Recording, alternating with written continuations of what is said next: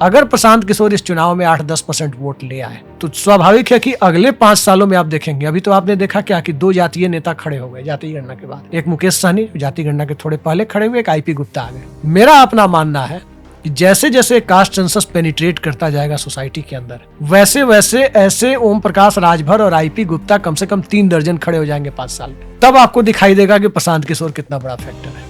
हम अपनी दुकान ले जाएं, कैमरा माइक ले जा करके वहाँ लोगों से किसी नुक्कड़ पर पूछे, वो बोलेगा वही आपसे, आप पूछिएगा तो नहीं नरेंद्र मोदी और नीतीश कुमार तो बढ़िया काम कर रहे हैं। कैमरा हटाइएगा तब पूछिएगा, बोले बढ़िया काम तो कर रहे हैं, लेकिन समंदर में से 1 लोटा पानी निकाल लेंगे तो क्या फर्क पड़ता है। जिस मुख्यमंत्री के पास वित्त मंत्रालय है, जो मुख्यमंत्री है, PWD से लेकर के इतने सारे डिपार्टमेंट है पैसा कमाने के लिए, वो एनिमल हस्बेंड्री डिपार्टमें का पैसा उठाने जाए। चुनावी राजनीति विशुद्ध रूप से एक अलग कला है, जहाँ पर सच कुछ और है और कुछ और दिखा करके चुनाव जीता जाता है। आप कह रहे हैं कि प्रशांत किशोर जो बिहार के जातीय समीकरण में फिट नहीं बैठते। राष्ट्रीय स्तर पर जब कास्ट सेंसस हो जाएगा, जाति गणना, उसके बाद प्रशांत किशोर की महत्ता बढ़ेगी, क्योंकि जातीय राजनीति उससे कमजोर होगी। सकारात्मक मुद्दे उठाकर राजनीति नहीं होती। अगर वही राजनीति होती तब तो CPM इस देश में कभी खत्म ही नहीं होती। कैश डिपॉजिट रेशियो बिहार के बैंकों में CDR 38% है। मतलब 100 रुपए बिहार के बैंकों में अगर डिपॉजिट होते हैं तो बिहार की जनता को महज 38 या 40 रुपए लोन मिलता है। नीतीश कुमार और कल्याण सिंह में फर्क इतना रहा कि नीतीश कुमार पर कल्याण सिंह वाला दाग नहीं लगा। मतलब बाबरी विध्वंस या भारतीय जनता पार्टी से वो नहीं आते थे और बीजेपी के साथ रहने के बावजूद वो सेकुलर बने रहे।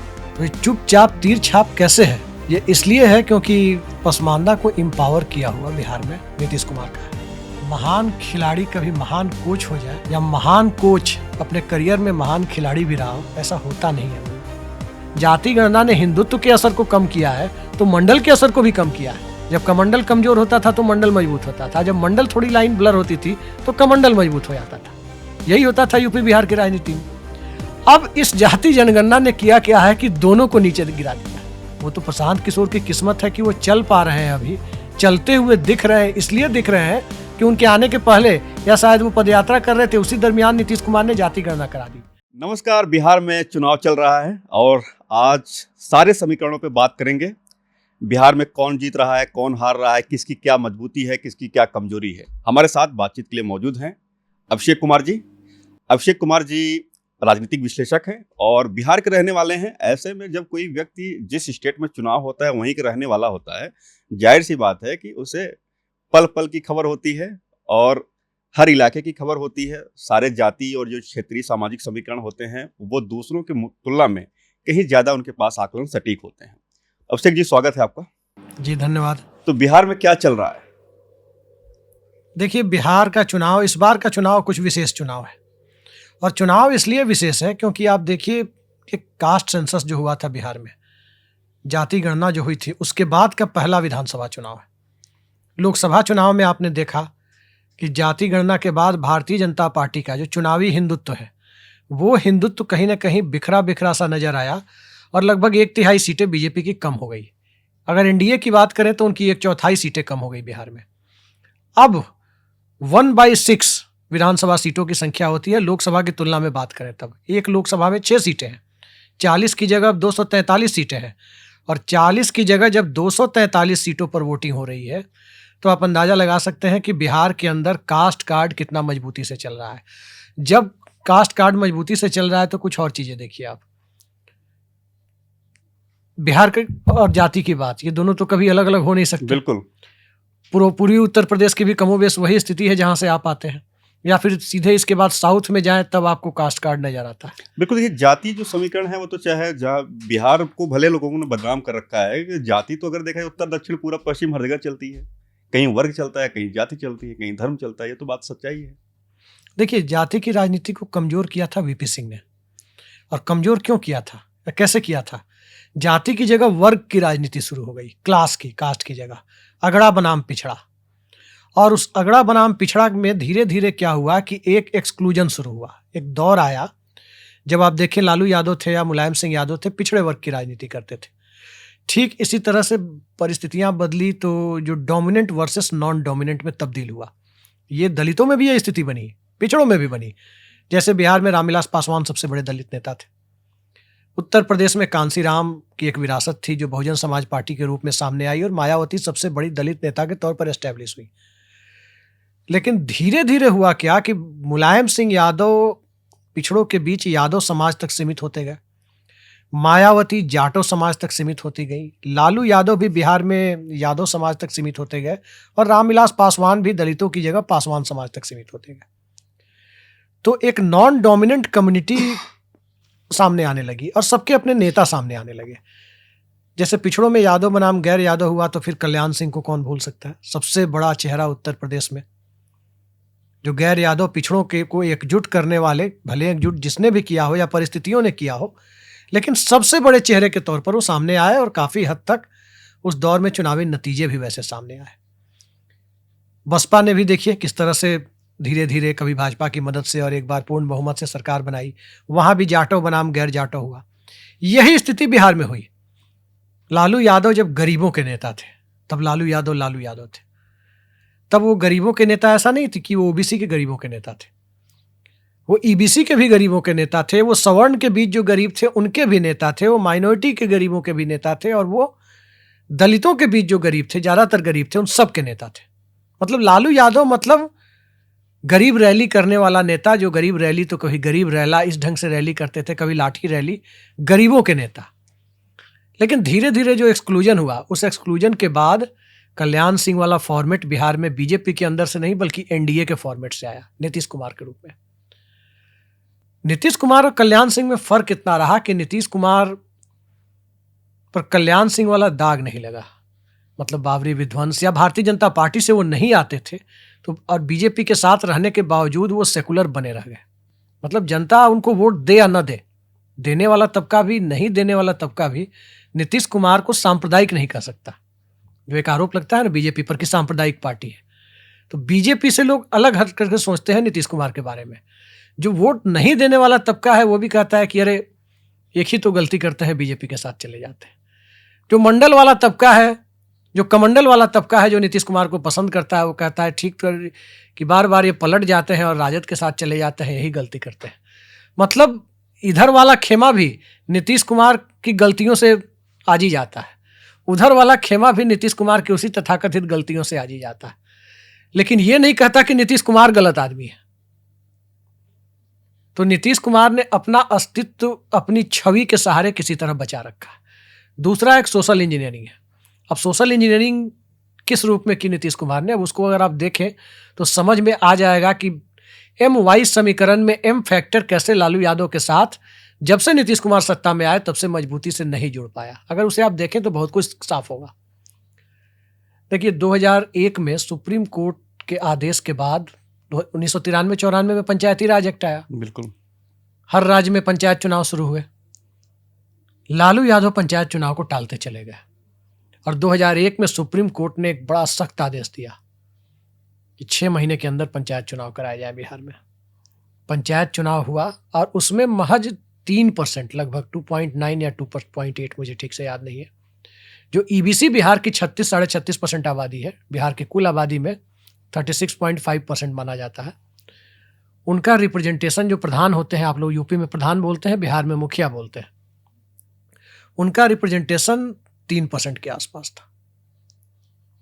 मतलब 36% जो आबादी थी उसको सिर्फ 3% सीटें उसके पास थी बिना रिजर्वेशन के। क्योंकि रिजर्वेशन तो कॉन्स्टिट्यूशनली आपको जो पंचायती राज अधिनियम आया उसने SC ST को दिया था। बिल्कुल। और 33% सारे में जनरल में भी, बाकी SC ST को छोड़ के सब जनरल थे। SC ST में भी और जनरल में भी 1/3 महिला किया था। नीतीश कुमार ने 2 काम किए। 2005 के नवंबर में वो सत्ता में आए और 2006 की अप्रैल मई में पंचायत चुनाव था। उसके पहले उन्होंने 2 काम किए। 33% की महिला आरक्षण को बिहार में बढ़ाकर 50% कर दिया पंचायतों में और अर्बन लोकल बॉडी में, जो म्यूनिसिपैलिटी होती है। अब बाद में मनमोहन सिंह ने भी वही काम किया कि उसको बढ़ा के 50% किया। तो एक महिला वोट बैंक और एक सेंस ऑफ एम्पावरमेंट वहां से क्रिएट होता है। ये जरूर है कि वो 10 साल, 15 साल, 20 साल तक आपको दिखेगा कि मुखिया पति, पार्षद पति, ये दिखेगा, लेकिन धीरे धीरे उसका असर कम होता जाएगा। कहीं ना कहीं से तो शुरू करना ही था। हाँ, ये बात सही है। अब उसमें एक चीज, असली बात छूट रही है। असली बात दरअसल ये है, 20% आरक्षण उन्होंने अति पिछड़ा को देने का फैसला किया पंचायतों में और अर्बन लोकल बॉडी में। अब जिनके 300 मुखिया होते थे, अचानक वो 1700-1800 मुखिया होने लगे। अब उसमें अंसारी भी थे, पसमानदा वाले। बिहार में जो मुस्लिम समाज है तकरीबन पौने 18% है, 17.75। उसमें 5.2% आपको अपर कास्ट है, 5.5% अपर कास्ट है, 0.2% ओबीसी है, बाकी उसमें जो और पसमानदा समाज 12.12% वो ईबीसी है हम्म, बिहार में मुस्लिम समाज में। तो उनके बीच से भी तो लोग मुखिया होने लगे, उनके बीच की महिलाएं भी तो चुनी जाने लगी। अब इसका अगला देखिए कि उन्होंने दूसरा कार्ड क्या खेला। 2007 आते आते एक तरफ तो परिसीमन हो रहा था पूरे देश में, दूसरा कार्ड नीतीश कुमार ने खेला आपको महादलित। पासवान को छोड़ करके जितने दलित समुदाय थे सबको उन्होंने एक अलग सब कैटेगरी बना दी महादलित की। लेकिन चूंकि पिछड़ा में अति पिछड़ा करने के लिए तो कोई कॉन्स्टिट्यूशनल बाइंडिंग थी नहीं, सरकारी नौकरियों में कर्पूरी ठाकुर कर ही चुके थे, वही काम इन्होंने पंचायतों में किया। लेकिन कॉन्स्टिट्यूशनली वो संवैधानिक रूप से दलित महादलित कर नहीं सकते थे। अब जाके सर्वोच्च न्यायालय की संविधान पीठ ने अभी 1 साल पहले आदेश दिया है कि राज्य सरकारों के पास यदि डेटा हो या केंद्र सरकार के पास डेटा हो तो दलितों के बीच, SC ST के बीच भी सब कैटेगराइजेशन कर सकती है। तो वो कोई अलग से उनको नौकरियों में या पंचायतों में तो कर नहीं सकते थे, लेकिन वेलफेयर स्कीम्स में उन्होंने एक कोटे महादलित कोटे में कैटेगरी की बनाई। व्यवस्था। महादलित कैटेगरी बनाने से बसपा को भी नुकसान हुआ जो बिहार में ठीक ठाक वोट लाती थी, और रामविलास पासवान की तो राजनीति ही चौपट हो गई। ये हुआ उस वक्त। अब उसके आगे की परिस्थितियां बनती है 2021 के आसपास, शायद 2021 के आसपास या 2020 में, ठीक से मुझे याद नहीं आ रहा। जब नीतीश कुमार ने किया क्या कि सरकारी नौकरियों में हॉरिजॉन्टल रिजर्वेशन 35% दे दिया, क्षैतिज आरक्षण। क्षैतिज आरक्षण का मतलब यह है कि SC ST वर्ग की जो वैकेंसी है उसमें 35%, जैसे सपोज कीजिए कि 1000 सीटें हैं, उसमें मान लीजिए 100 सीटें SC की हैं, तो SC में भी 35 सीटें चली गई महिलाओं को, SC महिलाओं को। EBC में भी 35% सीटें चली गई महिलाओं, OBC में भी चली गई, और जनरल में भी चली गई। जो जनरल वैकेंसी, जनरल तो किसी कैटेगरी का होता नहीं है, लेकिन उसमें भी 35% महिला रिजर्वेशन कर दिया। तो इसका नतीजा ये हुआ कि एक वीमेन वोट बैंक क्रिएट हो गया। बिल्कुल। तो अभी का चुनाव जो हो रहा है वो MY फैक्टर ही डिसाइड कर रहा है, महिला MY ही जिताएगा। वो MY राजद वाला नहीं है, सपा वाला। राजद वाला जो MY फैक्टर है उसको आमतौर पर मुस्लिम और यादव के से जोड़ के देखते हैं, और जो NDA का जो MY समीकरण है वो महिला और युवा जी। तो ये बताइए, अब सवाल आता है कि MY वर्सेज RJD का जो MY है और NDA का जो MY है, कौन भारी पड़ रहा है? देखिए, वाई फैक्टर जो आपने कहा महिला और युवा वाला MY, उसमें वाई फैक्टर NDA के साथ पूरी तरह नहीं है, क्योंकि उसके पीछे 20 साल की सत्ता बिहार की और 11 साल की सत्ता जो डबल इंजन की कहते हैं नरेंद्र मोदी सरकार की है। तो वो वाई तो पूरी तरह से नहीं है। लेकिन उस वाई में भी अब डेमोग्राफी को जब हम देखते हैं तो कई सारे लोग अक्सर करते हैं क्या कि एनालिसिस के दरमियान कुछ व्यावहारिक चूक करते हैं। किसी भी स्टेट में आप देखेंगे तो 60% आबादी आपको मिलेगी 30 साल से कम उम्र के लोगों की। बिल्कुल। लेकिन 30 साल से कम उम्र के लोगों की आबादी में वोटर सिर्फ 25% होते हैं। जो 18 से 30 के ब्रैकेट में जो आबादी होती है वही वोटर होते हैं। जो पूरी आबादी का 1/3 यानी लगभग 35% आबादी जो बिलो 18 ईयर होती है, 0 से लेकर 18 साल की, वो वोटर होती नहीं है। बिल्कुल। तो जो युवा आप कह रहे हैं, अब चूंकि सरकारी नौकरी में वैकेंसियों में तो 35-40 साल तक एज है, तो उस युवा के परिभाषा को अगर आप बढ़ा दें 35 साल तक कम से कम कर दें, 18 से 35, बिल्कुल, तो वो हो जाता है आपको 36-37% वोट। उस 36-37% वोट में आधी तो महिलाओं को आरक्षण मिला है, और उस आधी में स्वाभाविक है कि अल्पसंख्यक महिलाएं भी हैं, दलित महिलाएं भी हैं, महादलित भी हैं, EBC OBC भी हैं। तो JDU वाली सीटों पर वो ज़्यादा मुखर है। भारतीय जनता पार्टी वाली सीटों पर जैसे दलित हैं तो उनके लिए संविधान बचाओ का एक है, अल्पसंख्यक हैं तो आप जानते ही हैं कि BJP और लोजपा की सीटों पर वो तीर ही लालटेन है, लालटेन ही तीर है करती हुई नजर आ रही है। तो कहीं ना कहीं उसका एडवांटेज JDU को है। लेकिन JDU को नुकसान कहाँ होता है? JDU को नुकसान होता है जैसे ही आप जनरल कैटेगरी में मूव करते हैं।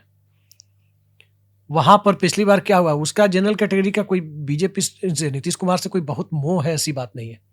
जनरल कैटेगरी अमूमन भाजपा और कांग्रेस में चुनाव करती रही है। एक दौर में जनता दल का भी चुनाव किया था जो बोफोर्स की आंधी थी तब। लेकिन आज की तारीख में कांग्रेस कमजोर है, तो उसकी एकमात्र विकल्प उसका, अब वो चाहे या ना चाहे, वो बीजेपी बनी हुई है। हालांकि प्रशांत किशोर ने उसमें इस बार ठीक ठाक डेंट लगाया है, ये मानना होगा।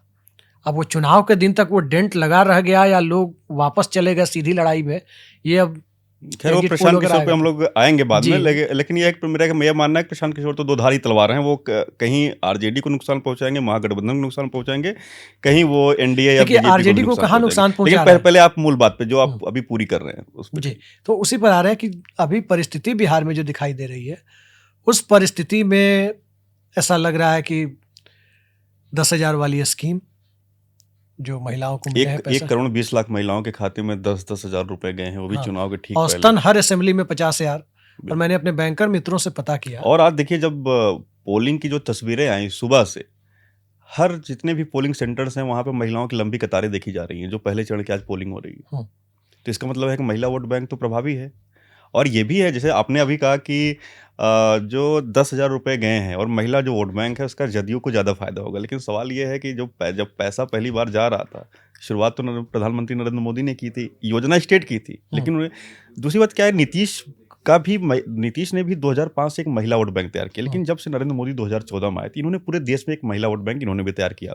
तो ऐसे में ये जो आपका ये कहना है कि जदयू को ज्यादा लाभ होगा महिलाओं का, तो उसको थोड़ा सा अब इसको समझाइए आप। दो एंगल से मतलब इसको देखने की बीजेपी जरूरत को है। क्यों उतना लाभ नहीं होगा जितना जदयू दो को एंगल होगा? से। पहली चीज ये है कि सबसे ज्यादा पैसे किस कम्युनिटी में जा रहे हैं? ईबीसी में जा रहे हैं। ईबीसी बिहार में 1/3 ईबीसी अल्पसंख्यक है। 36.5% में 24% हिंदू ईबीसी है और उसके अलावा 12.5% माइनॉरिटी ईबीसी है। अगर बिहार की कुल आबादी में 12.5% अगर माइनॉरिटी ईबीसी है, अल्पसंख्यक ईबीसी, तो 6.25% तो उसमें महिलाएं हैं।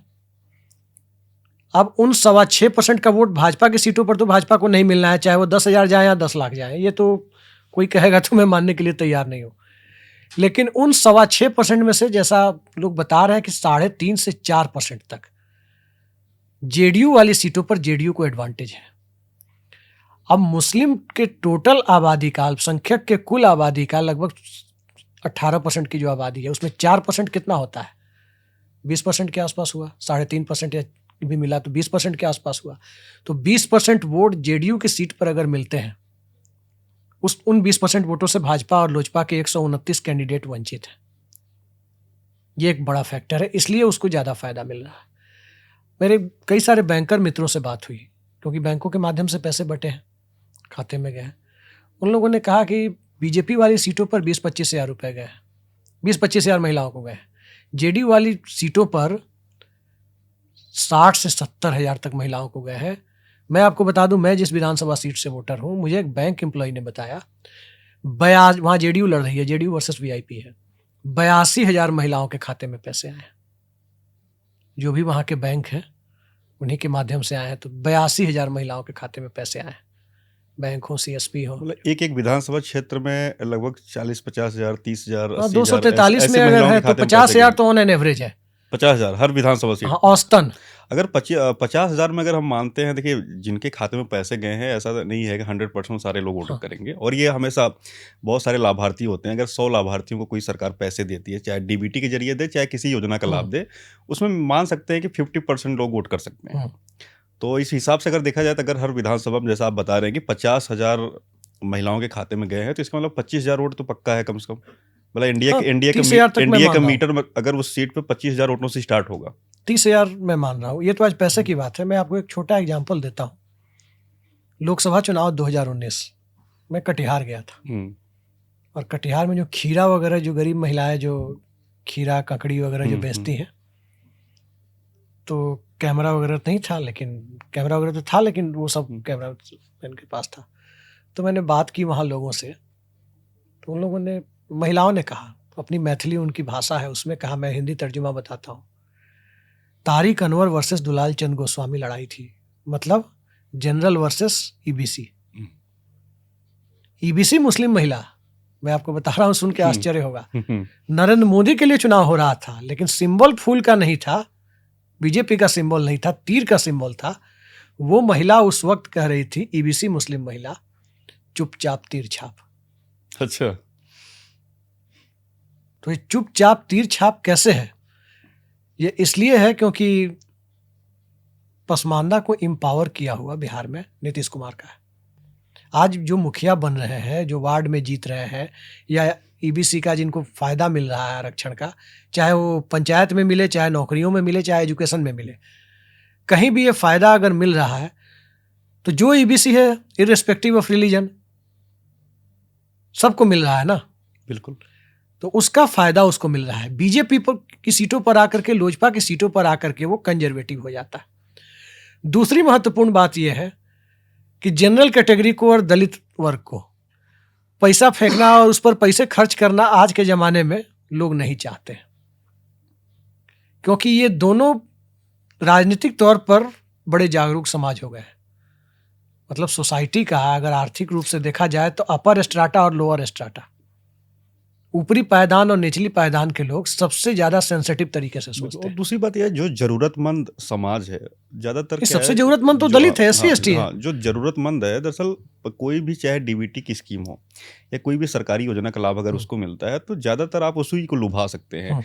जो पहले से सक्षम है आप उनको पैसे दे करके उतना आप वो नहीं कर सकते। नहीं, दलित तो सक्षम नहीं है ना, लेकिन उसको आप पैसे भी देंगे तो राजनीतिक दलों में यह धारणा है कि वहां अगर हम पैसे खर्च करते हैं तो पैसा ले लेंगे, लेकिन वोट किसे देंगे? जिनके प्रति उनका पॉलिटिकल एफिलिएशन है। अब जैसे मैं मुखर्जी नगर में रहता था, जब सिविल्स की प्रिपरेशन करता था, उस वक्त दलित समाज से आने वाले एक भाई हमारे कुक थे, खाना बनाते थे। तो दिल्ली के विधानसभा चुनाव 2015 की बात है। मैंने आने था मुखर्जी नगर में, मैंने पूछा कि तब भाई किसको वोट दोगे? खाना बनाने आते थे बेचारे। तो उसने कहा कि भैया पैसा मैंने लिया है बीजेपी से, कांग्रेस से भी पैसा लिया है और दारू लिया है आम आदमी पार्टी से, लेकिन वोट मैं दूंगा आम आदमी पार्टी को। अगर दारू नहीं भी मिलता तो वोट उसे ही देंगे। तो ये स्थिति है समाज के सबसे निचले वर्ग के बीच में। मतलब निचला वर्ग में उसको नीचा नहीं, मतलब आर्थिक रूप से जो लोअर लेयर है उसे, हाँ, उसकी वो स्थिति है। ईबीसी के अंदर क्या है कि ईबीसी वर्ग अपनी आर्थिक जरूरतों के आधार पर खड़ा हुआ वर्ग है।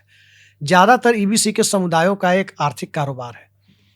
जैसे यादव समाज को आप देखें तो एक पुश्तैनी व्यवसाय रहा है, जैसे ब्राह्मणों का जनरल में एक पुश्तैनी व्यवसाय रहा है, पूजा पाठ शिक्षा देना लोगों को, यह सब। क्षत्रिय लोगों का रहा है कि भाई सुरक्षा देना या राज करना, जो भी रहा हो। उसी तरह से यादव समाज के लोगों का एक रहा है पशुपालन और ये सब। इसी तरह से दूसरे समुदायों के लोगों का रहा है, जैसे लोहार समाज है, बढ़ई समाज है, कुम्हार समाज है, सबका एक पुश्तैनी पेशा रहा है, परंपरागत पेशा जो रहा है, परंपरागत पेशा रहा है। और उस परंपरागत पेशे में, और वो पेशा ऐसा नहीं है कि ऊपर से किसी ने किसी को भेज दिया है, ये तो मनुष्यों की बनाई हुई एक काल्पनिक चीज है जाति। बिल्कुल। यहाँ है क्या कि वो आर्थिक जरूरतों के हिसाब से जातियां तय हुई, और जब आर्थिक जरूरतों के हिसाब से परिस्थितियां तय हुई तो अर्थ वहां सबसे ऊपर आ जाता है। देखिए, जब हम रिजर्वेशन को डिफाइन करते हैं तो दो कैटेगरी होती है, एक ओबीसी ईबीसी की और एक एससी एसटी की। एससी वाले मामले में क्या आता है? अनटचेबिलिटी, अस्पृश्यता एक फैक्टर है, संवैधानिक रूप से है। Social and economic backwardness plus untouchability, बिल्कुल सोसाइटी में जो रही है, जो बहुत गलत चीज रही है, वो नहीं होनी चाहिए। बिल्कुल। लेकिन जब ओबीसी पर आते हैं तो social and academic backwardness, educational backwardness, वहां अनटचेबिलिटी नहीं है। तो जहां अनटचेबिलिटी फैक्टर सदियों से रहा है, वहां पर एक अलग तरह की सोच विकसित हुई है। वो लाभार्थी चेतना से प्रभावित बहुत ज्यादा नहीं होती है। वहां मान सम्मान ज्यादा मायने रखता है कि एक ऐसी पार्टी को वो आगे ले जाना चाहते हैं जो उनके मान सम्मान की परवाह करे, उन्हें उन जातियों के बीच में एक सम्मान हासिल कराए जिनके जरिए चाहे वो सताए गए हैं, चाहे उनके जरिए उपेक्षित किए गए हैं समाज में। बिल्कुल। लेकिन ईबीसी वर्ग के बीच क्या है कि ईबीसी वर्ग के बीच वो चीजें नहीं रही। बिल्कुल। वो शिक्षा उनको नहीं मिल पाई ढंग से, या फिर वो वंचित रहे, आर्थिक रूप से उनका सामर्थ्य नहीं था, सामाजिक रूप से उतने सक्षम नहीं थे। उनको आरक्षण का फायदा मिलता है तो जिससे फायदा उनको मिल रहा है, उन्हें लगता है कि हमारा फैक्टर तो यहीं तक सीमित है ना, बस आर्थिक और शैक्षणिक और सामाजिक। हाँ, वो आर्थिक और सामाजिक लाभ जहां से मिलता है वहीं पे वो तो वो वोट आसानी से कन्वर्ट होता है। बिल्कुल। तो इसीलिए कोई भी पॉलिटिकल पार्टी तात्कालिक लाभ देख करके वो शिफ्ट हो जाता है। तो वो फैक्टर, अब देखिए नरेंद्र मोदी बिहार में ईबीसी समाज के बीच अलोकप्रिय नहीं है, ठीक है भाई। अल्पसंख्यक समाज जो है वो तो नरेंद्र मोदी हो या अटल बिहारी वाजपेयी हो, वाजपेयी जी को अच्छा कहेगा, नरेंद्र मोदी को बुरा कहेगा, तब भी वो भाजपा को वोट नहीं देगा। अटल जी को अच्छा कहेगा, अडवाणी जी जिन्ना की मजार पे चले गए, उनको अच्छा भी बोलेगा, फिर भी वो उनको वोट दे देगा, ऐसी बात तो नहीं है। फर्क यही है।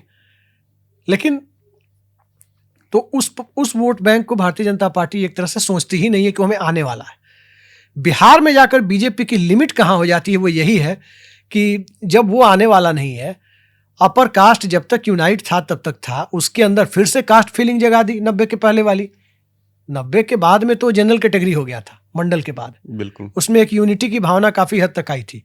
अब नीतीश कुमार ने कहीं उसको ब्राह्मण बना दिया, कहीं उसको राजपूत बना दिया, कहीं उसको भूमियार बना दिया। इसका फायदा अपोजिशन जहां तक है उठाने की कोशिश कर रहा है कि अच्छा वहां ठाकुर को दिया है तो हम भूमियार को दे देते हैं। तेजस्वी यादव ने इस बार देखिए भूमियार कैंडिडेट की संख्या बढ़ा दी। अच्छा उसने वहां भूमियार को दिया है तो यहां हम राजपूत दे देते हैं उसके सामने, क्योंकि मेरा एमवाई तो है ही। बिल्कुल वो प्लस करेगा कुछ, वो प्लस करेगा। तो वो परिस्थितियां जो बना करके रखी है ना, उन परिस्थितियों में भारतीय जनता पार्टी को नुकसान हो रहा है। अपर कास्ट की क्या स्थिति है, जो जनरल कैटेगरी की स्थिति क्या है, अगर वो अपनी जाति को भी वोट दे रहा है और आप अपनी दुकान ले जा करके कैमरा माइक ले जा करके, हम अपनी दुकान ले जाएं कैमरा माइक ले जा करके वहां एक लोगों से किसी नुक्कड़ पर पूछे, तो यही बोलेगा वो। भले ही वो वोट दे रहा होगा तेजस्वी यादव को, वो अपनी जाति के कैंडिडेट की वजह से दे रहा है, लेकिन पूछेगा वही, वो बोलेगा वही आपसे। आप पूछिएगा तो नहीं नरेंद्र मोदी और नीतीश कुमार तो बढ़िया काम कर रहे हैं, कैमरा हटाइएगा तब पूछिएगा। बोले बढ़िया काम तो कर रहे हैं, लेकिन समंदर में से एक लोटा पानी निकाल लेंगे तो क्या फर्क पड़ता है। तीसरी चीज क्या हुई है जाति गणना के बाद, जो सबसे इंपॉर्टेंट फैक्टर है जिसको बहुत कम लोग उस पर चर्चा कर रहे हैं, वो परिस्थिति ये है कि अपर कास्ट को ये लग गया कि हमारी आबादी तो 10.4% है बिहार में, यहां मुख्यमंत्री तो हमें बनना नहीं है, तो मुख्यमंत्री नहीं बनना है तो क्यों ना अपने विधायकों की संख्या बढ़ाई जाए, ताकि जो सरकार है रहे उस सरकार पर हमारा होल्ड कायम रहे। अभी 243 में 64 विधायक पिछली विधानसभा में अपर कास्ट से थे। 10% आबादी के पास 25-26% एमएलए थे। उस संख्या को अगर आप बिहार में जमीन पर उतर कर देखें तो उस संख्या को वो ले जाना चाहते हैं 90 से 100 के बीच, कि 40% हमारे हो जाए विधायक, फिर सरकार किसी की बने, हम कंट्रोल अपना रखें। अब सवाल है कि कोई एनडीए या कोई महागठबंधन या कोई 50 या कोई प्रशांत किशोर तो उन्हें 40% सीट दे नहीं पाएंगे लड़ने के लिए। ये तो फैक्ट है कि चुनाव लड़ने के लिए तो पहले 2 विकल्प होते थे, ज्यादातर विकल्प होते थे 80% एनडीए में, 20% महागठबंधन में। अब उनको एक तीसरा विकल्प भी मिल गया है, तो जहां से जो उन्हें उम्मीद दिखाई दे रही है कि हाँ हम चुनाव जिता सकते हैं अपनी कम्युनिटी को, जिस जाति को टिकट दिया अपर कास्ट में, तो वहां से वो कोशिश कर रहे हैं। तो इसका नतीजा यह कि नुकसान किसे हो रहा है। लेकिन इस बार देखा जाए तो बीजेपी ने अगड़ों को काफ़ी टिकट दिया है, तो इस हिसाब से तो देखिए जो एनडीए का अगर आप सामाजिक समीकरण देखें, देखिए बीजेपी क्या है, चूंकि उस पर एक टैग लगा हुआ है भाई अगड़ों की पार्टी है, ठीक है, पूरे देश में वो टैग धुल चुका है और दलित भी हैं, पिछड़े अति पिछड़े सबको जो है मोदी जी जोड़ लाए हैं। बिहार में क्या है, चूंकि नीतीश कुमार बीजेपी के साथ आ गए हैं तो बीजेपी को अति पिछड़ों की चिंता बीजेपी की दूर हो गई, क्योंकि नीतीश कुमार के साथ अति पिछड़ा तो आ ही जाएगा। इसके अलावा दलित महादलित वो चिराग पासवान और जीतन राम मांझी वो ला रहे हैं, तो ऐसे में बीजेपी को क्या था, वो अगड़ों को एड्रेस करना था, तो बीजेपी ने इस बार काफ़ी अगड़ों को टिकट दिए हैं। तो ऐसे में अगर देखा जाए तो कहीं अगर बीजेपी को नुकसान हो रहा है, लेकिन बाकी जो एनडीए पार्टनर्स हैं उनके जरिए तो बीजेपी अपना सारा सामाजिक समीकरण दुरुस्त ही कर रही है। देखिए बीजेपी ने अपना सामाजिक समीकरण दुरुस्त करने की तो कोशिश की है। सवाल यह है कि अगड़ी जातियों के बीच पॉलिटिकल यूनिटी कितनी है अभी। अब क्या कीजिएगा, जहां ब्राह्मण बनाम भूमियार की चुनावी लड़ाई है, आप क्या करेंगे?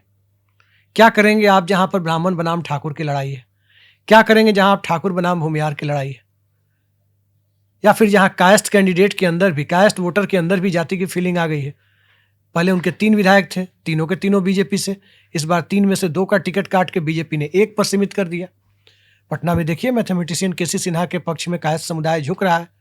अब वो जीते या हारे, लेकिन उसे लग रहा है, मैंने कई कायस्थों से बात की, उन्हें लग रहा है कि भाई 52 की असेंबली में तो हमारे 53 विधायक थे, अब हम 3 पर थे, अब हमें 1 टिकट दिया है भाजपा ने, तो हम चुपचाप वोट देते रहे भाजपा को।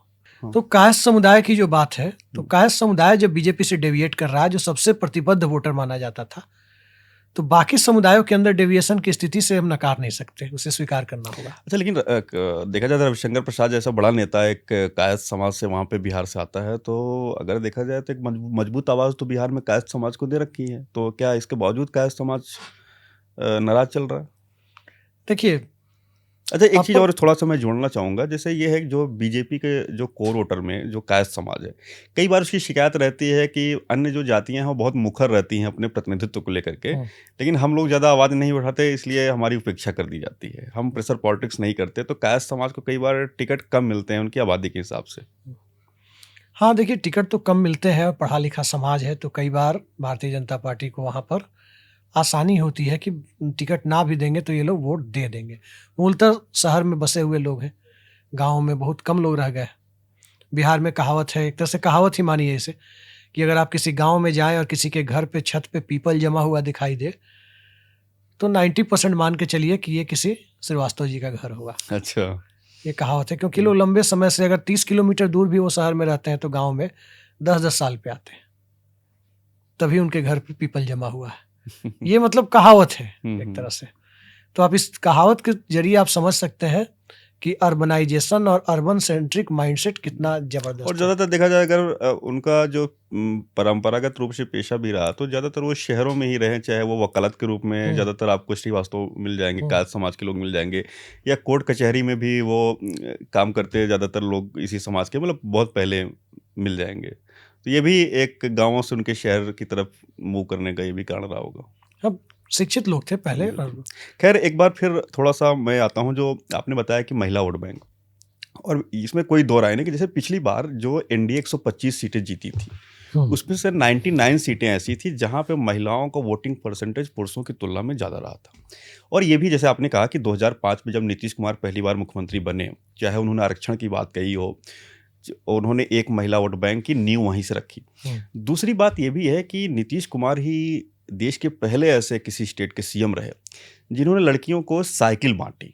पहली बार अखबारों में तस्वीरें छपने लगी, लड़कियां साइकिल से जा रही हैं, गांव की पगडंडियों से निकल करके लड़कियां जा रही हैं। और बिहार में जो ड्रॉप रेट था, खासतौर से बालिका शिक्षा का, जो घटता था कि क्लास 8 के बाद लड़कियां पढ़ती नहीं थी क्योंकि हुँ। दूर जाना पड़ता था। तो जब साइकिल उनको मिलने लगी 9th क्लास में, तो वो दूर जाने लगी, लड़कियां पढ़ने लिखने लगी। और करीब जो 1.5 लाख या 2 लाख नामांकन हुआ करते थे हाई स्कूल में, वो 11 से 12 लाख हो गए। और बताया जाता है कि पिछले अगर 10-15 सालों में देखा जाए, जब से वो 2009 में ये स्कीम शुरू हुई थी, और अब तक करीब 2.5 करोड़ बच्चियों को नीतीश कुमार साइकिल बांट चुके हैं। तो देखा जाए तो 2009 में जिन लड़कियों को साइकिल मिली थी, वो 18-19 साल की आज वोटर हो गई हैं। तो उससे ये भी वो वोटर नहीं, उससे आगे वो कॉम्पिटिशन की तैयारी करने वाली हो गई हैं। 8वीं 9वीं क्लास में या 7वीं क्लास में शायद साइकिल बँटना शुरू हुआ था। अब जो 2008-9 में ये स्कीम आई साइकिल बाँटने वाली, आज उससे 17 साल आगे आप बात कर रहे हैं। तब उनकी स्थिति क्या है? जो 12 साल की थी वो 30 साल के आसपास है। 35 साल तक, 40 साल तक बिहार में बीपीएससी हो, टीचर हो, उसमें अपर एज लिमिट है। उसमें एज रिलैक्सेशन अलग से है ओबीसी, ईबीसी, एससी, एसटी के लिए। तो वो अब नौकरियां मांग रही हैं। अब वो तैयारी कर रही हैं। अच्छा, ऐसा नहीं है, लोग इस भ्रम में पड़ जाते हैं कि वो जेडीयू का वोट बैंक है। वो नीतीश कुमार का वोट बैंक है।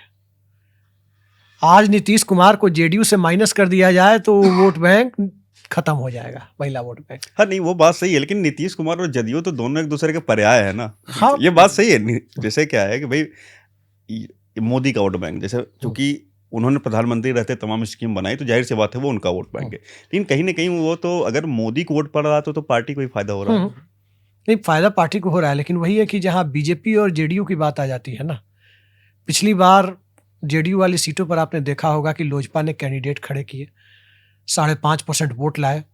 हालांकि वो 135 सीटें लड़ी लोजपा, तो हम आकलन 243 पर करते हैं कि कुल वोट 5.5% थे। लेकिन अगर उनको उन 135 सीटों पर हम वोटों को जोड़ करके देखें तो 10.2% वोट थे। बिल्कुल। तो 10% से ज़्यादा वोट लाए, और वो वोट किसके थे? पासवानों के वोट उसमें थे जो 2.5%, 7-8% वोट जो उसमें थे वो अपर कास्ट के वोट थे और बीजेपी के वोट थे। तो देखा जाए तो 5 से 6% वोट। हाँ, मतलब इनको तो जो वोट मिला 5% वोट उसमें मान लीजिए 2% वोट पासवानों के थे, लेकिन जो 7-8% वोट थे वो भाजपा के वोट थे, अपर कास्ट और वैश्य समाज के वोट थे जेडीयू की सीटों पर। तो जमीन पर जो पिछली बार नैरेटिव चल रहा था जेडीयू वाली सीटों पर कि भाजपा ही लोजपा है, लोजपा ही भाजपा है, अब वो रिवर्स गियर में चला गया है। अब भाजपा और लोजपा की सीटों पर चलना शुरू हो गया है, खासकर कुर्मी समुदाय के बीच में, कि तीर ही लालटेन पंजा है और लालटेन पंजा ही तीर है। एक वो हो रहा है। दूसरा, प्रशांत किशोर जो वोट काट रहे हैं, अब उनके कैंडिडेट की लिस्ट को आप देखेंगे तो मुझे नहीं लगता कि 5 से ज़्यादा सीटों पर बिहार में वो जेडीयू को नुकसान पहुंचाने वाले कैंडिडेट दिए हैं। लेकिन 50 के करीब कैंडिडेट उनके ऐसे हैं जो भारतीय जनता पार्टी की सीटों पर सीधे सीधे बीजेपी का वोट काट रहे हैं। देखिए, जहां उन्होंने अल्पसंख्यक कैंडिडेट दिए, अगर वो कैंडिडेट लड़ाई में नहीं है तो कल रात की स्थिति में बता रहा हूं, कई जगह मैंने बात की, जैसे मंगल पांडे स्वास्थ्य मंत्री हैं, पूर्व प्रदेश अध्यक्ष हैं बीजेपी के, हिमाचल में इंचार्ज भी थे। मंगल पांडे की सीट पर, सिवान शहर पर, माइनॉरिटी को टिकट दिया है प्रशांत किशोर ने। और मंगल पांडे का पूरा चुनावी गणित ही इसी पर डिपेंड करता है कि अवध बिहारी चौधरी MY समीकरण अगर टूटता है तभी हारेंगे, अल्पसंख्यक अगर जन सुराज के अल्पसंख्यक उम्मीदवार की तरफ मूव करते हैं तभी हारेंगे। कल रात की स्थिति जो मुझे पता चली कि लोग आरजेडी के पक्ष में लामबंद हो गए। तो ये जो स्थितियां हैं उसमें बिखरता हुआ जो दिखाई दे रहा है वो अपर कास्ट है। और अपर कास्ट क्यों बिखर रहा है उसका कारण भी देखिए। एक तो अपर कास्ट के भीतर की कास्ट राइवलरी, एक वो कारण है। दूसरा कारण हो जाता है आपको बीजेपी के कैंडिडेट जहां जहां ओबीसी ईबीसी है और वहां पर अपर कास्ट कैंडिडेट है प्रशांत किशोर का, तो वहां एक अलग तरह का नैरेटिव है, अलग तरह का नुकसान है। जो परिस्थितियां बनी हुई दिखाई दे रही है उन परिस्थितियों को अब क्या कहें। अब मैं आपको एक छोटा एग्जाम्पल देता हूं कि अपर कास्ट कैसे सोच रहा है। मेरे बगल की सीट है जहां से मैं आता हूं, मेरे बगल की एक सीट है कल्याणपुर। कल्याणपुर में आरजेडी समाज के आरजेडी के जो वो है कैंडिडेट है वो यादव समाज से है, सिटिंग MLA, और बीजेपी से एक्स MLA चुनाव लड़ रहे हैं, वो भूमिहार समाज के हैं। अब वहाँ जो ठाकुर वोटर है, जो राजपूत वोटर है, सेकंड फेज में पोलिंग होगी वहाँ। मैंने पता किया, चूँकि मेरे घर के बगल में वो कंस्टिट्यूएंसी है 5-6 किलोमीटर से, मैंने पता किया तो उन्होंने कहा कि नहीं भाई, हम लोग तो वोट देंगे आरजेडी को।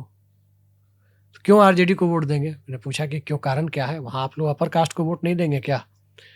तो कह रहे हैं कि नहीं, राधा मोहन सिंह जब सांसद बने थे पिछले लोकसभा चुनाव में तो इसी MLA ने मदद की थी। अब बताइए, तो सवाल यह है कि अपर कास्ट की यूनिटी तो बीजेपी कायम रख नहीं पा रही है, क्योंकि अपर कास्ट को जमा करना मेढक तोलने जैसा पहले से रहा है। वो तो ये कहे कि एक अन्ना हजारे का आंदोलन हुआ, कांग्रेस विरोधी नैरेटिव खड़ा हुआ जिसमें अपर कास्ट खड़ा हो गया एक साथ। अन्यथा आप जहां से आते हैं उत्तर प्रदेश में, वहां देखिए, जैसे ही बीजेपी कमजोर पड़ी, ठाकुरों ने सपा पकड़ ली, ब्राह्मणों ने बसपा पकड़ ली थी, क्योंकि ये सत्ता के साथ रहने वाला समुदाय है, ये सत्ता से दूर नहीं रह सकता। ये लेकिन बिहार में तो सत्ता के साथ, बिहार में तो ऐसा तो है नहीं कि आरजेडी सत्ता में आ रही है या कुछ ऐसा है। आरजेडी के राज को क्या कहते हैं बिहार में? देखिए, सड़क पर यादवों को कथित तौर पर लठैती करने की छूट, हालांकि मैं नहीं मानता कि ऐसा कुछ था, लेकिन जो नैरेटिव बनता है कि लालू यादव ने यादवों को छूट दे दी थी। नीतीश कुमार जब सत्ता में आए तो कहा गया कि कुर्मी को ताज, भूमिहार को राज।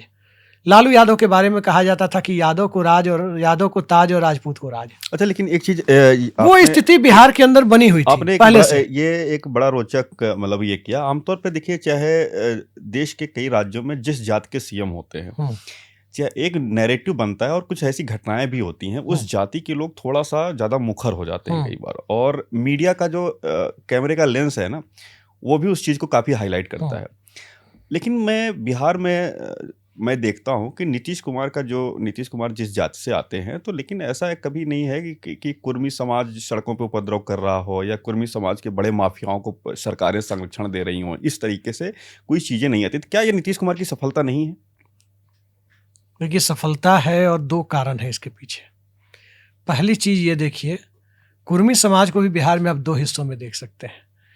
एक नालंदा जिला, जिसे बिहार में कुर्मिस्तान भी कहते हैं, और नालंदा के बाहर के कुर्मी। नालंदा के बाहर के कुर्मी, और खासकर उत्तर बिहार में आप पाएंगे तो काफी हद तक वो अति पिछड़ा वाले आर्थिक पैरामीटर पर वो दिखेंगे, उनके अंदर संपन्नता उतनी कम है। लेकिन जैसे ही आप नालंदा में जाएंगे आपको लगेगा कि किसी अपर कास्ट के गांव में है। ऐसा नहीं है कि नीतीश कुमार के आने के बाद, ये पहले से है। और दूसरी बात बता दें आपको, बिहार के बाहर लोगों को भ्रम है, लोग ऐसा समझते हैं कि बेलछी कांड जो हुआ था वो सवर्णों ने किया था, जिसमें दलितों को जिंदा आग में फेंक दिया गया था, पासवान समाज के लोग। वो कुर्मी बनाम पासवान की लड़ाई थी, क्योंकि वहां पर सामंती भूमिका में कुर्मी ही है नालंदा जिले में, जहां से नीतीश कुमार आते हैं। लेकिन जैसे ही आप नालंदा की बाउंड्री को छोड़ते हैं, बिहार के दूसरे हिस्सों में जाते हैं, कुर्मी समाज की आर्थिक सामाजिक स्थिति अति पिछड़ा की तरह हो जाती है। और जब वो अति पिछड़ा की तरह हो जाती है तो उनके अंदर एक सेंस ऑफ डोमिनेंस, प्रभुत्व की भावना खत्म हो जाती है। प्रभुत्व की भावना जब खत्म हो जाती है तो उनकी एक्सेप्टेबिलिटी बढ़ जाती है, स्वीकार्यता बढ़ जाती है। कल्याण सिंह कैसे गैर यादव पिछड़ों के नेता बने? क्योंकि 3-4 जिलों से बाहर तो उत्तर प्रदेश में लोध वोट का कोई असर ही नहीं था। बस सिंबॉलिकली वो पिछड़े वर्ग चाहते हैं, हाँ हमारे बीच के हैं। तो ये एक सामाजिक परिस्थिति होती है कि कई बार आपकी ताकत ही आपकी कमजोरी बन जाती है और कई बार आपकी कमजोरी ही आपकी ताकत बन जाती है। नीतीश कुमार किसी डोमिनेंट वर्ग से नहीं है, लेकिन पिछड़े तो हैं, तो वो उनकी ताकत बन गई है। तो अपने ही बीच के पिछड़े वर्ग के लोग क्या सोचते हैं, तो पिछड़े ही हैं, तो ये उनकी ताकत बन गई है। अब नालंदा जिले में हो सकता है कि नीतीश कुमार या उनकी जाति के व्यवहार से नाराज दूसरे पिछड़े हों, या मान सकते हैं, लेकिन नालंदा ही बिहार नहीं है ना। नालंदा जिले में तो 6 या 7 विधानसभा सीटें हैं, उसके बाहर भी तो 236-37 सीटें हैं। तो ये एक कारण है कि नीतीश कुमार बिहार में स्वीकार्य हैं। क्योंकि अब क्या होता है कि सत्ता जिसे मिलती है, और सत्ता मिलने के साथ साथ अगर सत्ता के साथ साथ विनम्रता चली गई समुदाय के बीच, तो सत्ता दूर होती चली जाती है। उत्तर प्रदेश में अब योगी आदित्यनाथ ने क्या किया नहीं किया, उनका शासन कैसा रहा, उस पर तो चुनाव में पता चलेगा। लेकिन कहीं ना कहीं ठाकुरवाद, कथित ठाकुरवाद की बातें तो सामने आ रही है, चर्चाओं में, विमर्श में आ तो रही है। अब हो रहा है नहीं हो रहा है मुझे नहीं पता, उत्तर प्रदेश में जो वहाँ के लोग हैं वो बताएंगे। लेकिन लोकसभा चुनाव में जो सीटें घटी है भारतीय जनता पार्टी की, ठीक है, दलितों के बीच संविधान बचाओ मुद्दा बन गया, और बड़ी बात यह थी कि बसपा के कमजोर पड़ने के बाद से दलित नया ठिकाना ढूंढ भी रहे थे, और नया ठिकाना ढूंढ रहे थे। इस बीच में एक सिंबॉलिक नेतृत्व कांग्रेस ने दे दिया मल्लिकार्जुन खड़गे का। अगर कांग्रेस ने ऊपर दलित नहीं बिठाया होता, दलित वर्ग से आने वाला नेता, चाहे वो सिंबॉलिक ही हो, तो उस तरह से कांग्रेस के नेतृत्व वाले गठबंधन की तरफ दलित वोटों का झुकाव करा पाना मुश्किल हो जाता। भाई दिख तो रहा था कि वहां अपने लोग हैं, उन्हें दिख तो रहा था। तो ये परिस्थितियां जब बननी शुरू हुई तब उस परिस्थिति में वो ज्यादा दिखता है। अब देखिए, वो पूरी तरह से गलत नैरेटिव था कि 86 में 56 एसडीएम यादव यूपी में जो बना था, उत्तर प्रदेश एकदम फॉल्स था। लेकिन बन गया तो बन गया, चुनाव में उसका नुकसान हो गया सपा को। ये बात, लेकिन अभिषेक जी, सबसे बड़ी चीज़ है जैसे जो यूपी का आप बता रहे हैं, जैसे जो एसडीएम का, ठीक है, एसडीएम के उस आंकड़े में हो सकता है, लेकिन उस समय जो उच्चतर शिक्षा आयोग था और उसके एक यादव नहीं, उसकी बात नहीं कर रहे थे, वो बात सही है, तमाम सारी चीज़ें थी, जिस तरीके का मतलब कि घटनाएं हुई थी, बहुत सारी चीज़ें, ऐसे भ्रष्टाचार के इशू थे, धरना प्रदर्शन अभ्यर्थी थे वहाँ पे लगातार प्रयागराज में चलता था, और पैसे लेकर के मंत्रियों के यहाँ से लिस्ट तैयार होकर चली जाती थी, वो अप्रूव्ड हो जाती थी। तो ये देखा जाए तो पहले की तुलना में खैर भर्तियों में पारदर्शिता तो आई है, क्योंकि आज देखें कई बार आरक्षण को लेकर के मुद्दा बन जाता है कि यूपी सरकार में आरक्षण का पालन नहीं हुआ, कुछ ओबीसी अभ्यर्थी कोर्ट में भी गए, ये तो है, लेकिन किसी ने ये नहीं कहा कि यहाँ पे गड़बड़ी हो गई या पैसे लेकर के किसी का नाम वही मुद्दा है। तो देखा जाए तो देखिए, आरक्षण का पालन होना या ना होना, ये एक मुद्दा हो सकता है, लेकिन जो पारदर्शिता का मुद्दा है, खैर ये उस पर हम फिर कभी डिबेट करेंगे। देखिए, इसमें फर्क क्या है जरा इसे समझिए जी। ये पीडीए अखिलेश यादव का या आरक्षण या संविधान उस रूप में बिहार में नहीं चल पाया जिस रूप में यूपी में चला। कारण क्या था? क्योंकि बिहार में मुख्यमंत्री तो पिछड़े वर्ग का है। हाँ, अगर देखा उत्तर जाए प्रदेश तो में पिछड़े वर्ग का नहीं है। अब आप देखिए, जिस वर्ग से कोई नेता आता है उस वर्ग के लोगों की ही, अब देखिए वीपी सिंह ने तो पिछड़ों के लिए बहुत कुछ किया, अर्जुन सिंह ने बहुत कुछ किया। कितने पिछड़े नाम लेते हैं वीपी सिंह का, अर्जुन सिंह का? बिल्कुल नहीं लेते हैं। कितने लेते हैं? लेकिन नीतीश कुमार ने जो किया है तो उनका नाम लेते हैं लोग, कर्पूरी ठाकुर का नाम लेते हैं कि उन्होंने किया है। अगर देखा जाए तो जो सामाजिक न्याय जिन भी राजनीतिक दल जो सामाजिक न्याय की बातें करते हैं, कल ही अर्जुन सिंह की जयंती थी, कितने पिछड़े वर्ग के लोग मना रहे थे। इस जो तथाकथित या सामाजिक न्याय है उसको सबसे ज्यादा देखा जाए तो उन्होंने बढ़ावा दिया। लेकिन आप देखिए, लेकिन जो पिछड़े जो राजनीतिक दल हैं वो कभी बीपी सिंह को उस तरीके से याद नहीं करते। अब ये अलग बात है कि वो एक अलग विषय, बहस का विषय है। लेकिन खैर हम फिर बिहार चुनाव पे लौटते हैं। तो जैसे एक आपने कहा कि भाजपा का वोट क्या है, कई जगहों पे जो अगड़े हैं वो लोकल इशू की वजह से वो खिसक जाते रहे हैं, कहीं पे वो जाति देख ले रहे हैं या वन। लेकिन मेरा ये मानना है कि जो भारतीय जनता पार्टी एक ऐसी पार्टी है जिसका ज़्यादातर जो वोटर है ना, वो विचारधारा के आधार पर वोट करता है। आपको याद होगा कि चाहे वो 2004 की बात हो, चाहे 2009 की बात हो, तब भी मोदी जी के आने से पहले भी भाजपा के पास बुरी से बुरी परिस्थितियों में भी 25% वोटर पूरे देश में हुआ करता था। 25% वोट तब भी जो है 2009 में भी बीजेपी को मिलता था। ये अलग बात है कि जब नरेंद्र मोदी जी 2014 में आए तो उन्होंने दलितों पिछड़ों को जोड़ने के लिए एक स्थानीय प्रतिनिधित्व भी उनको दिया, स्थानीय स्तर पर नेताओं को बढ़ावा दिया, और जिसकी वजह से एक जो टैग लगा हुआ था कि ना ब्राह्मण, ठाकुर, वैश्य, कायस्थ, ये 4 जातियों की पार्टी है, वो टैग खत्म हुआ और आज बीजेपी एक सर्व समाज की पार्टी है और बीजेपी के पास हर जाति के नेता हैं। तो वो जो कभी वो 24 से 25% वोट बीजेपी को मिला करता था, वो आज 35, 37, 40% के आसपास रहता है, और यही वजह है लगातार बीजेपी केंद्र में सरकार है और कई राज्यों में लगातार सरकारें चल रही है।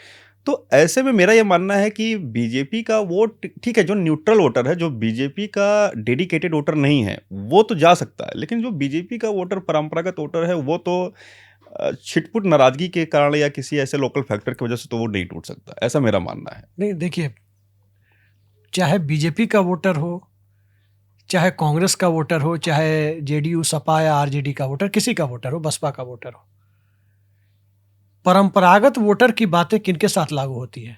गैर भाजपा, गैर कांग्रेस पार्टियों के साथ।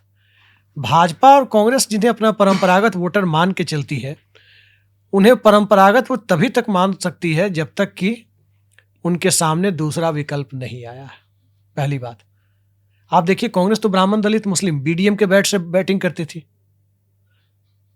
लेकिन कैसे बिखरा वो?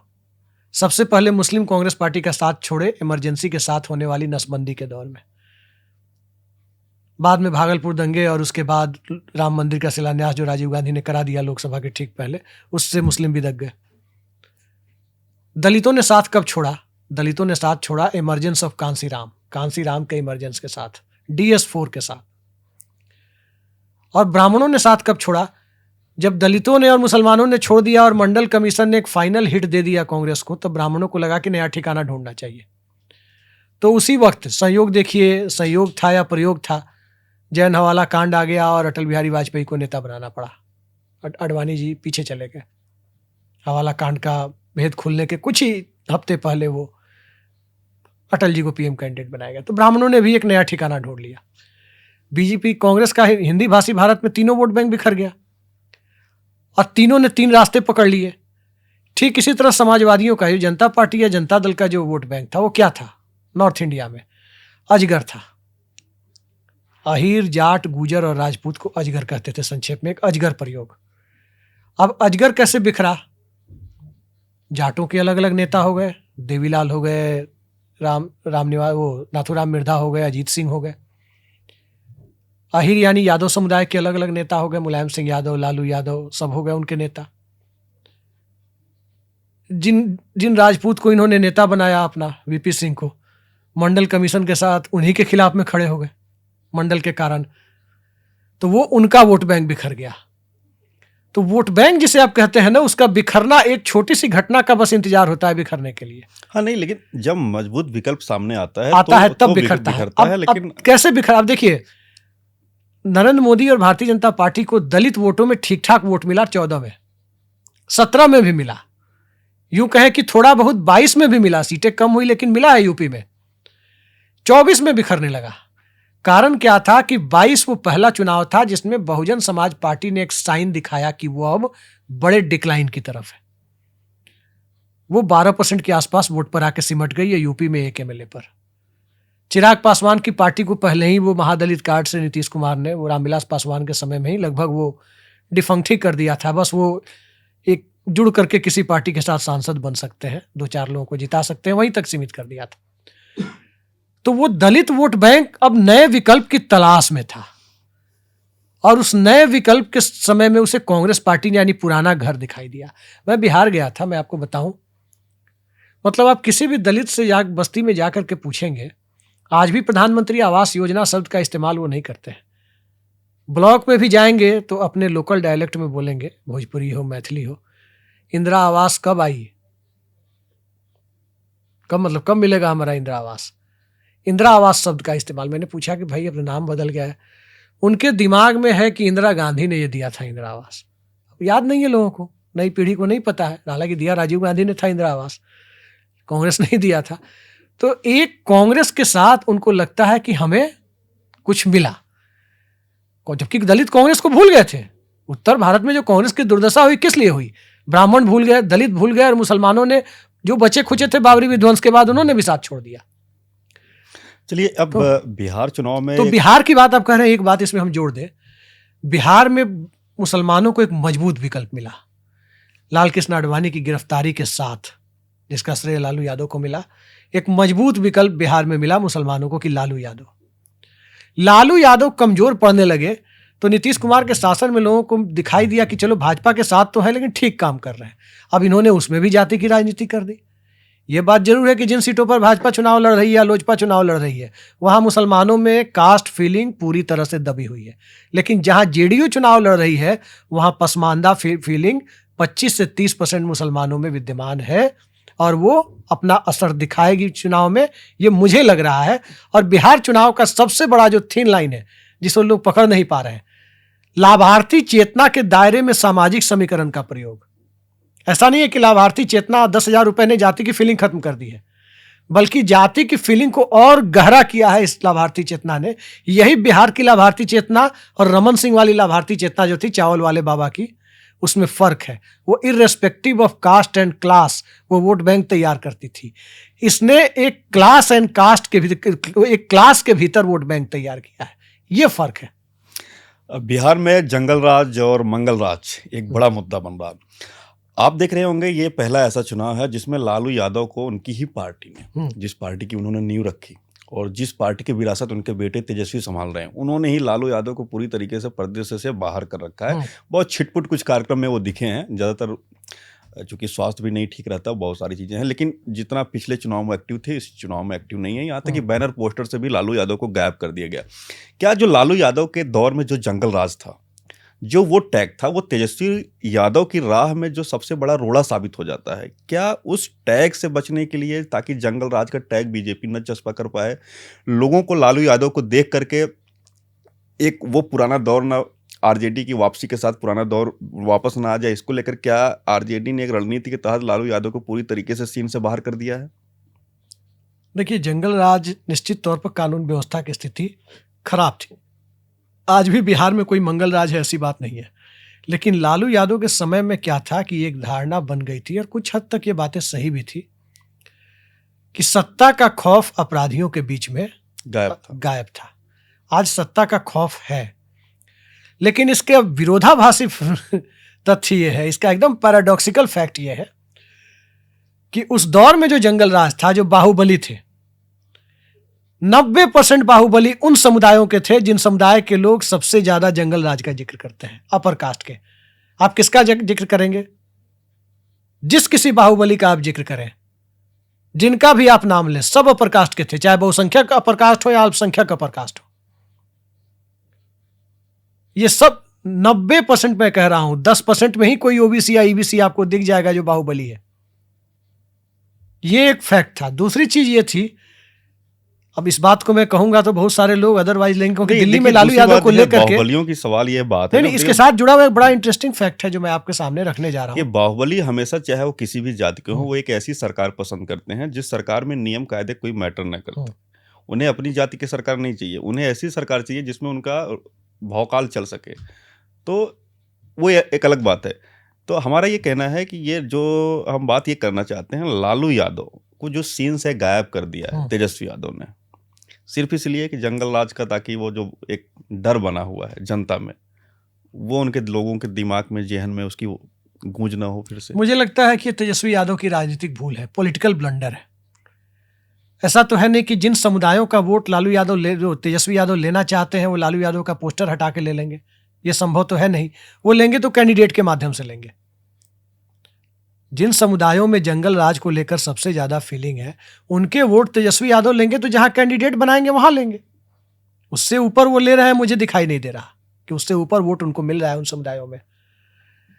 रही बात यह है कि लालू यादव को पोस्टर से हटाने के बाद जो नुकसान होता है, वो नुकसान दरअसल ये है कि आप कुछ भी कह लें, तमाम जंगल राज की बातें करें, जो तबका आरजेडी का घोर विरोध करता है वो इस बात को मानता है कि लालू यादव ने स्वर्ग भले ही नहीं दिया लेकिन स्वर तो दिया, आवाज तो दी थी।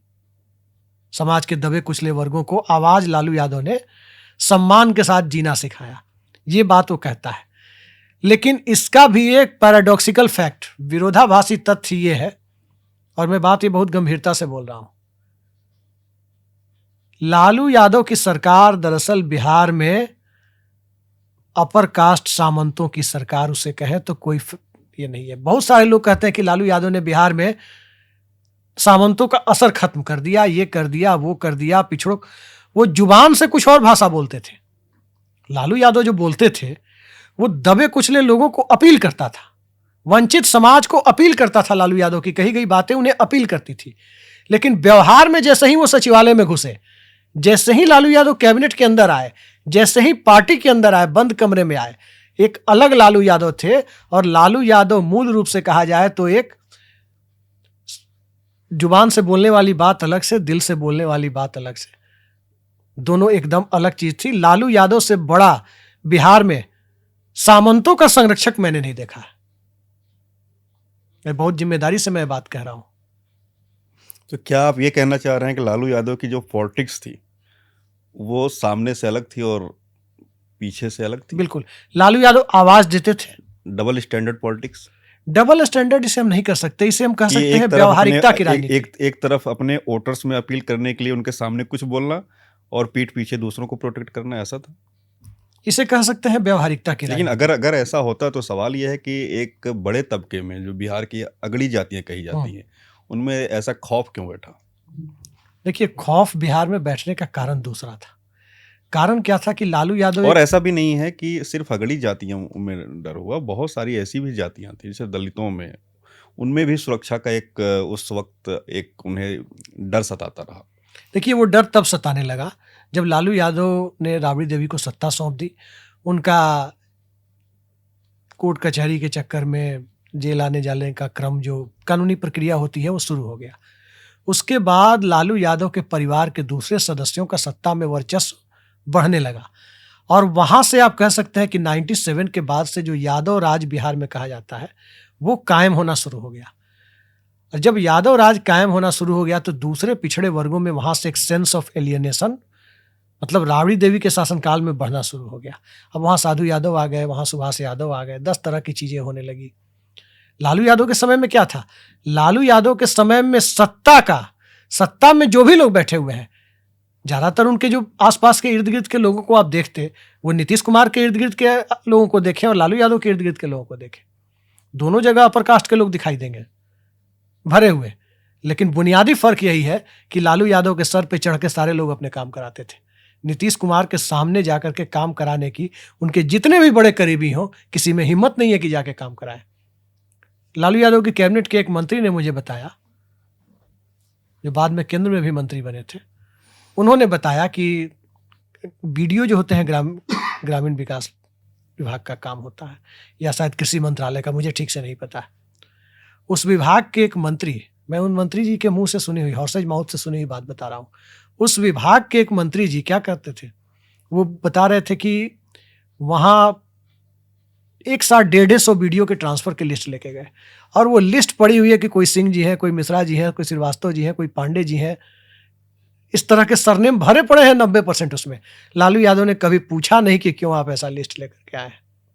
क्या नीतीश कुमार की कैबिनेट में हिम्मत किसी की है कि ऐसी लिस्ट बना के ले जाए? नहीं, सवाल यह है कि वो हो सकता है कि वो इंडस्ट्री तौर पे ट्रांसफर पोस्टिंग उस समय इंडस्ट्री तौर पे चलती होगी, पैसे चलते होंगे, तो पैसे में तो कोई जाति देखता नहीं। नहीं, तो वो तो आज भी चल रहे हैं। क्या आपको लगता है कि आज ट्रांसफर पोस्टिंग इंडस्ट्री बंद हो गई है क्या बिहार में? बिहार में लालू यादव के शासनकाल में जो भ्रष्टाचार नहीं था, इस मामले में देखिए, इस मामले में नीतीश कुमार का शासनकाल लालू यादव से बेहद बुरा है। अगर भ्रष्टाचार मुद्दा है तो नीतीश कुमार एक ईमानदार नेता है, इसमें कोई दो राय नहीं है। लेकिन नीतीश कुमार के शासन में जितना भ्रष्टाचार है, आप आम आदमी से पूछे, हर परिवार, हर आदमी भ्रष्टाचार से पीड़ित है। लालू यादव के समय में बाहुबलियों का भ्रष्टाचार या राज जो कहें, उनकी दबंगई से आज ब्यूरोक्रेसी का भ्रष्टाचार, ब्यूरोक्रेसी नए बाहुबली बन गए हैं, ब्यूरोक्रेट्स। किसी की जमीन किसी के नाम पे चढ़ा देना, किसी की जमीन कोई रजिस्ट्री ऑफिस में जाके कोई किसी को बेच दे रहा है। रजिस्ट्री ऑफिस, अंचल अधिकारी का ऑफिस, शिक्षा विभाग के पदाधिकारी का ऑफिस, ये भ्रष्टाचार का पर्याय बन गया है। बिहार में जितने पुल गिर रहे हैं आप देख रहे हैं, आप लालू यादव के समय के बने हुए किसी पुल को बता दीजिए, कम ही बने। बिहार सरकार पुल निर्माण निगम ने बनाया, लेकिन गिरते हुए दिखा दीजिए। तो जो भ्रष्टाचार आप आज देख रहे हैं ना, लेकिन उस समय तो पुल ही नहीं बनते थे ज्यादा, नहीं बहुत कम बनते थे। सड़कें पगडंडियों की तरह होती थी। आज सड़कों की हालत तो पहले की तुलना में ठीक है। सवाल है जब पुल बनेंगे नहीं गिरेंगे तो कैसे? हाँ नहीं, जो भी थोड़े बहुत बने, लालू यादव के समय में भ्रष्टाचार इस लेवल पर था ही नहीं। एक्चुअली लालू यादव के समय में भ्रष्टाचार आप कह सकते हैं कि आज की तुलना में आज 100 गुना ज्यादा भ्रष्टाचार है। लालू यादव के समय अब चारा घोटाला को आप देखें, बहुत लोगों को लगेगा कि मैं लालू यादव को डिफेंड कर रहा हूं, लेकिन ये बताइए कि कोई मुख्यमंत्री किसी ट्रेजरी में 40 लाख रुपए और 60 लाख रुपए और 55 लाख रुपए के चक्कर में सजायाफ्ता हो जाएगा? लेकिन उस जिस दौर की बात है उस दौर में तो वो पैसे नहीं। अब देखिए, उसमें एक व्यवहारिक, मैं न्यायालय पर सवाल नहीं उठा रहा, आज की दृष्टि से 40-50 लाख की मैं न्यायालय पर सवाल नहीं उठा रहा हूँ, एक व्यवहारिक बात मैं आपके सामने कह रहा हूँ। क्योंकि पब्लिक एडमिनिस्ट्रेशन का छात्र रहा हूं तो चीजों को थोड़ी बहुत बेहतर तरीके से समझ जाता हूं कि है क्या। नीतीश कुमार वित्त मंत्री नहीं है बिहार के, कभी नहीं रहे। लालू यादव की सबसे बड़ी गलती यही थी कि लालू यादव वित्त मंत्री थे, और केंद्र सरकार के वित्त मंत्रालय के काम में और राज्य सरकार के वित्त मंत्रालय के काम में जमीन आसमान का फर्क है। केंद्र सरकार में जो वित्त मंत्री होता है, बजटरी एलोकेशन किया, यहां कोई ट्रेजरी सिस्टम नहीं है केंद्र में, आपको पता होगा, यहां कोई ट्रेजरी नहीं होती, डिपार्टमेंटल एलोकेशन होता है मंत्रालयों को। अमुक जैसे मनरेगा के लिए ग्रामीण विकास विभाग को इतना, अब वो समझे कि भ्रष्टाचार वहां है कि क्या है। राज्य में क्या होता है, डिपार्टमेंटल एलोकेशन तो होता है, वित्त मंत्री करता है, लेकिन पैसे जाते हैं स्टेट और डिस्ट्रिक्ट ट्रेजरी में। डिस्ट्रिक्ट ट्रेजरी का बॉस फाइनली होता है राज्य का वित्त मंत्री, जो खुद लालू प्रसाद थे, सीएम कम फाइनेंस मिनिस्टर। अब उसमें होता क्या है, जैसे आप सुनते होंगे कि विनियोग विधेयक, एप्रोप्रिएशन बिल, जैसे मान लीजिए कि एनिमल हस्बेंड्री डिपार्टमेंट था, पशुपालन विभाग, किसी जिले में 1 करोड़ रुपए गए ट्रेजरी में, मान लीजिए, मैं एक टेंटेटिव अमाउंट बता रहा हूँ, 1 करोड़ रुपए गए, और जरूरत पड़ गई वहां अचानक 20 लाख रुपए की। और तो ट्रेजरी से एक परंपरा है कि ट्रेजरी अफसर को, डिस्ट्रिक्ट ट्रेजरी अफसर को राज्य के वित्त मंत्रालय से एक चिट्ठी जाती है, डीएम और ट्रेजरी अफसर को, कि दूसरे किसी डिपार्टमेंट का, जैसे कि सिंचाई विभाग है या किसी का, पैसा निकाल करके आप 20 लाख रुपए उसमें तत्काल दे दीजिए, अगले असेंबली सेशन में एप्रोप्रिएशन बिल लाके उसको पूरा कर दिया जाएगा। ठीक है, अगला असेंबली सेशन होता है तो एक विनियोग विधेयक आता है जो ध्वनिमत से पारित, आप देखते ही होंगे हर असेंबली में छोटे छोटे बिल आते हैं, एप्रोप्रिएशन बिल वगैरह। उसमें एलोकेशन होता था 50 लाख मान लीजिए, और वहां पर पैसे की निकासी होती थी डिपार्टमेंट में 1-1 करोड़, 1.25 करोड़, कहीं 90 लाख। और पता है चिट्ठी कहां से आई है? तो राज्य के वित्त मंत्रालय से आई है। वित्त मंत्रालय से आई है तो पकड़ो भाई वित्त मंत्री कौन है? तो वित्त मंत्री फाइनली लालू यादव है। और ये केयरलेस आदमी, भाई जिस मुख्यमंत्री के पास वित्त मंत्रालय है, जो मुख्यमंत्री है, पीडब्ल्यूडी से लेकर के इतने सारे डिपार्टमेंट है पैसा कमाने के लिए, वो एनिमल हस्बेंड्री डिपार्टमेंट का पैसा उठाने जाए। लेकिन अगर चिट्ठी आपके ऑफिस से जा रही है तो ये तो भाई, यही बात मैं कह रहा हूं कि कागज पत्तर के मामले में, पेपर वर्क के मामले में नीतीश कुमार बहुत सावधान आदमी है। लालू यादव से कोई ब्यूरोक्रेट कुछ भी साइन करा लेता था। तो गलती चिट्ठी आई है वहां, अरे भाई तो ट्रेजरी अफसर लिखा होगा। चलिए ठीक है, चारा घोटाले की आपने बात और एक इंटरेस्टिंग फैक्ट इसमें है, मैं बता दूं, दूसरी बात वो जान लीजिए, थोड़ा सा बहुत जरूरी है। 89 में जब लालू यादव विपक्ष के नेता थे, तो पहले नेता लालू यादव थे जिन्होंने एनिमल हस्बेंड्री डिपार्टमेंट की ट्रेजरी लूट पर विधानसभा में सवाल उठाया था, सीबीआई जांच की मांग की थी, जिसको आज पशुपालन घोटाला या चारा घोटाला कहते हैं। तो फैक्ट है, आयरनी है, आप देख सकते हैं कि उसमें खुद ही वो दलदल में फंस गए। लालू यादव पहले से सजायाफ्ता है, उनका पॉलिटिकल करियर खत्म है, वो चुनाव नहीं लड़ सकते, कोई पद नहीं ले सकते, भारत के संवैधानिक व्यवस्था के अंतर्गत कोई पद उन्हें अब नहीं मिल सकता। लेकिन लालू यादव पर सवाल यह है कि जो किया नहीं किया उस पर न्यायालय फैसला करेगा, और क्या है जांच, वो आगे बढ़ेगी तो पता चलेगा। लेकिन फैक्ट ये है कि लालू यादव पर क्या फर्क पड़ता है 2 और सजा अगर उन्हें हो जाए? उन्हें तो कोई फर्क नहीं पड़ना है ना। हाँ, बेटे को अपनी विरासत उन्होंने दे ही रखी बेटे है। को, हाँ, पार्टी कुछ मामले में उनके बेटे पर भी चार्जशीट है, तेजस्वी यादव पर है, उनकी बेटियों पर भी है, एक आध जगह राबड़ी देवी और तेज प्रताप, वो मामला ये देखा जाना है कि क्या इस मामले में ये लोग वाकई दोषी हैं, या इन लोगों को फंसाया गया है, या इन लोगों को भी लापरवाही की सजा मिल रही है। जैसे अब होता क्या है, देखिए 2-3 व्यावहारिक चीजें हैं। हम लोगों के घरों में भी होता है कि हम लोगों के पिताजी या दादाजी ने कोई जमीन में से, मान लीजिए आपके दादाजी ने खरीदी तो आपके नाम से खरीद ली, ऐसा होता है। तो क्या उस तरह की परिस्थितियों के शिकार तेजस्वी यादव हो गए? नहीं, लेकिन सवाल यह है कि नौकर, जैसे आपने जो एग्जांपल दिया, अगर किसी व्यक्ति को नौकरी अगर मिल रही है, किसी के बेटे को नौकरी मिल रही है, अगर वो जमीन जो है लिख रहा है और वो जमीन लौट करके फिर रेल मंत्री के परिवार में किसी सदस्य के नाम जाती है, तो लिंक तो स्टेब्लिश हो तभी तो लिंक एस्टेब्लिश हो रहा है, क्विड प्रो को प्रूफ हो रहा है वहां पर, जो प्राइमा फेसाई प्रूफ हो रहा है। मैं नहीं जानता प्रूफ हो रहा है नहीं हो रहा है, लेकिन सवाल यही है कि अब इन्वेस्टिगेशन में मामला कहां जाता है, कितना टिकता है, इस पर देखा जाना है। लेकिन हाँ, प्राइमा फेसाई तो देखने में लग रहा है, और तभी तो परेशानी हो रही है। चलिए खैर, फिर हम बिहार चुनाव के एक सबसे नए खिलाड़ी पे बात कर लेते हैं, प्रशांत किशोर पे। प्रशांत किशोर कई राज्यों में वो सरकार बनाते रहे, और वो ये भी दावा करते हैं कि भाई नरेंद्र मोदी की जो सफलता में वो एक बड़े खिलाड़ी थे। अब कितने बड़े खिलाड़ी थे वो एक अलग बहस का विषय है। क्या सिर्फ रणनीतिकार को ही श्रेय जाता है किसी को प्रधानमंत्री या मुख्यमंत्री बनाने का, या सिर्फ वो एक टूल का काम करते हैं? बिहार में प्रशांत किशोर का बहुत एकदम, जब चुनाव था, अगर देखा जाए तो किसी व्यक्ति ने बिहार चुनाव को सबसे रोमांचक बनाया, जिसकी वजह से बिहार चुनाव की सबसे ज़्यादा चर्चा हुई, वो प्रशांत किशोर रहे, इसमें कोई दो राय नहीं। और उन्होंने मुद्दे भी सेट किए। पहली बार कि कोई किसी चुनाव में बड़े सकारात्मक मुद्दे गूंजते नजर आए। लेकिन अचानक से आपने देखा जो है धीरे धीरे प्रशांत किशोर की जो सोशल मीडिया हाइप थी वो ठंडी पड़ती गई। अब मैं ये नहीं कह सकता कि ज़मीन पे क्या होगा, वो तो नतीजे बताएंगे, लेकिन ये सब तब हुआ जब प्रशांत किशोर ने कह दिया कि भाई हम चुनाव नहीं लड़ेंगे। और पहले ये चर्चा थी कि वो तेजस्वी यादव के खिलाफ वो राघोपुर से लड़ सकते हैं, या जो उनकी पैतृक सीट है वहाँ से लड़ सकते हैं। क्या आपको लगता है कि ब्रांड पीके को वो बचाए रखने के लिए, कि कहीं ऐसा ना हो हार हो जाए और एक डेंट लग जाए पहली चुनावी हार का, उससे बचने के लिए प्रशांत किशोर ने जो हथियार डाल दिए, उससे जो उनकी पार्टी को जो एक शेयर मिलने वाला था, वो चाहे वोटों का शेयर मिलने वाला था, चाहे चर्चाओं का शेयर मिलने वाला था, चाहे सोशल मीडिया पे जो एक लगातार एक शोहरत चल रही थी, वो डाउन हो गई? देखिए, महान खिलाड़ी कभी महान कोच हो जाए, या महान कोच अपने करियर में महान खिलाड़ी भी रहा हो, ऐसा होता नहीं है अमूमन। जब आप क्रिकेटरों की लिस्ट देखेंगे, हाँ, तो एक नाम आता है ग्रेग चैपल। बिल्कुल। अगर आप all time greatest cricket batsman की लिस्ट बनाएंगे, 10 नामों को रखेंगे, तो एक नाम ग्रेग चैपल का होगा। दुनिया के महानतम बैट्समैन में ग्रेग चैपल का भी एक नाम आएगा टॉप 10 में, कोई दो राय नहीं। लेकिन वो महान कोच नहीं बन पाए, बेहद घटिया कोच साबित हुए, और बहुत ही कंट्रोवर्शियल। जी।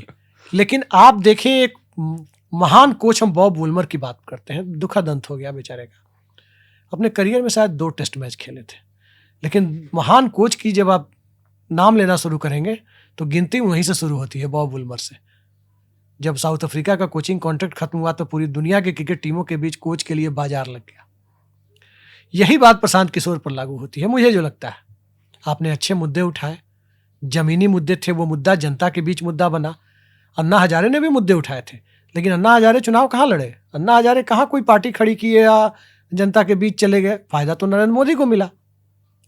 तो घूम फिर करके वही बात आती है कि जो मुद्दे प्रशांत किशोर ने उठाए, उसको चुनावी राजनीति में सफलता का माध्यम वो नहीं बना पाए हैं। इस चुनाव में मैं साफ देख रहा हूं, क्योंकि चुनावी राजनीति एक अलग चीज होती है। देखिए, राजनीति के कई सारे पहलू हैं राजनीतिक जीवन के। राजनीति सिर्फ चुनाव नहीं होता, दूसरे पहलुओं में वो फिट है। चुनावी राजनीति विशुद्ध रूप से एक अलग कला है। चुनावी राजनीति तो एक ऐसी कला है जहां पर सच कुछ और है, हर पॉलिटिकल पार्टी ने अपने अपने दौर में किया है, और कुछ और दिखा करके चुनाव जीता जाता है। तो यह है चुनावी राजनीति। तो चुनावी राजनीति में प्रशांत किशोर एक तो बिहार में सामाजिक समीकरण के लिहाज से फिट नहीं हो पाए। वो तो प्रशांत किशोर की किस्मत है कि वो चल पा रहे हैं, अभी चलते हुए दिख रहे हैं। इसलिए दिख रहे हैं कि उनके आने के पहले, या शायद वो पदयात्रा कर रहे थे, उसी दरमियान नीतीश कुमार ने जाति गणना करा दी। अगर जाति गणना नहीं कराई होती नीतीश कुमार ने, कास्ट की जगह क्लास पर ही समाज आज भी अगड़ा पिछड़ा पर डिवाइड होता, तो प्रशांत किशोर की आप हम चर्चा नहीं कर रहे होते। उनका असर एकदम कम होता। लेकिन चूंकि अब क्लास फैक्टर थोड़ा ब्लर हो रहा है, थोड़ा वो धुंधला हो रहा है, और कास्ट फैक्टर हावी हो रहा है। मतलब अब ये नहीं है कि कोई कुम्हार किसी पंडित जी के साथ नहीं आएगा, अब वो हालात नहीं है। वो क्लास के आधार पर वो पिछड़ा अपने आप को मानेगा और पिछड़े वर्ग के साथ क्लब होगा। अब वो लाइन भी देखिए, जाति गणना ने हिंदुत्व के असर को कम किया है तो मंडल के असर को भी कम किया है। अब मंडल वाली चेतना लोगों के बीच में कम हो रही है। हिंदुत्व वाली चेतना, अगर देखिए दोनों एक दूसरे के पूरक हैं, एक दूसरे के लिए एंटीडोट का काम करते हैं। जब कमंडल कमजोर होता था तो मंडल मजबूत होता था, जब मंडल थोड़ी लाइन ब्लर होती थी तो कमंडल मजबूत हो जाता था। यही होता था यूपी बिहार की राजनीति में। अब इस जाति जनगणना ने किया क्या है कि दोनों को नीचे गिरा दिया। दोनों को नीचे गिरा दिया गया है तो न कोई अगड़ा है न कोई पिछड़ा है। अगर प्रशांत किशोर इस चुनाव में 8-10% वोट ले आए तो स्वाभाविक है कि अगले 5 सालों में आप देखेंगे, अभी तो आपने देखा क्या कि 2 जातीय नेता खड़े हो गए जाति गणना के बाद। एक मुकेश सहनी जाति गणना के थोड़े पहले खड़े हुए, एक आईपी गुप्ता आ गए। मेरा अपना मानना है कि जैसे जैसे कास्ट सेंसस पेनिट्रेट करता जाएगा सोसाइटी के अंदर, वैसे वैसे ऐसे ओम प्रकाश राजभर और आईपी गुप्ता कम से कम 3 दर्जन खड़े हो जाएंगे 5 साल में। तब आपको दिखाई देगा कि प्रशांत किशोर कितना बड़ा फैक्टर है। लेकिन उसके लिए इस चुनाव में उनको 10% वोट तक पहुंचना मुझे लगता है कि जरूरी है। फुटप्रिंट अपना दिखा। जैसे आप कह रहे हैं कि प्रशांत किशोर जो बिहार के जातीय समीकरण में फिट नहीं बैठते, ठीक है, वो एक अगड़ी जाति से आते हैं, लेकिन जो मुद्दे वो उठा रहे हैं वो तो सभी जातियों से जुड़े मुद्दे हैं। चाहे वो पलायन का मुद्दा हो, चाहे वो करप्शन का मुद्दा हो, चाहे वो नौकरियों का मुद्दा हो, चाहे वो अपने बच्चों को बेहतरी देने का मुद्दा हो, बहुत सारे ऐसे मुद्दे हैं, वो तो कास्ट लाइन से परे हैं। तो क्या बिहार के लोग अभी भी जाति समीकरण उनके लिए इतने ज़्यादा मायने रखते हैं कि उन्हें अपनी बेहतरी या जो ख्वाब प्रशांत किशोर दिखाते हैं, क्योंकि मैं इसलिए ख्वाब कह रहा हूँ क्योंकि ये ऐसे प्रयोग बहुत सारे स्टेट में होते आए हैं, ख्वाब दिखाए जाते हैं, क्योंकि जब तक हकीकत ना बन जाए तब तक उसको उसे ख्वाब ही कहेंगे। तो क्या आपको लगता है कि जो प्रशांत किशोर जो इतने सारे सकारात्मक मुद्दे उन्होंने चुनाव में उठाए, वो जाति सीमाओं को तोड़ने में वो नाकाम है?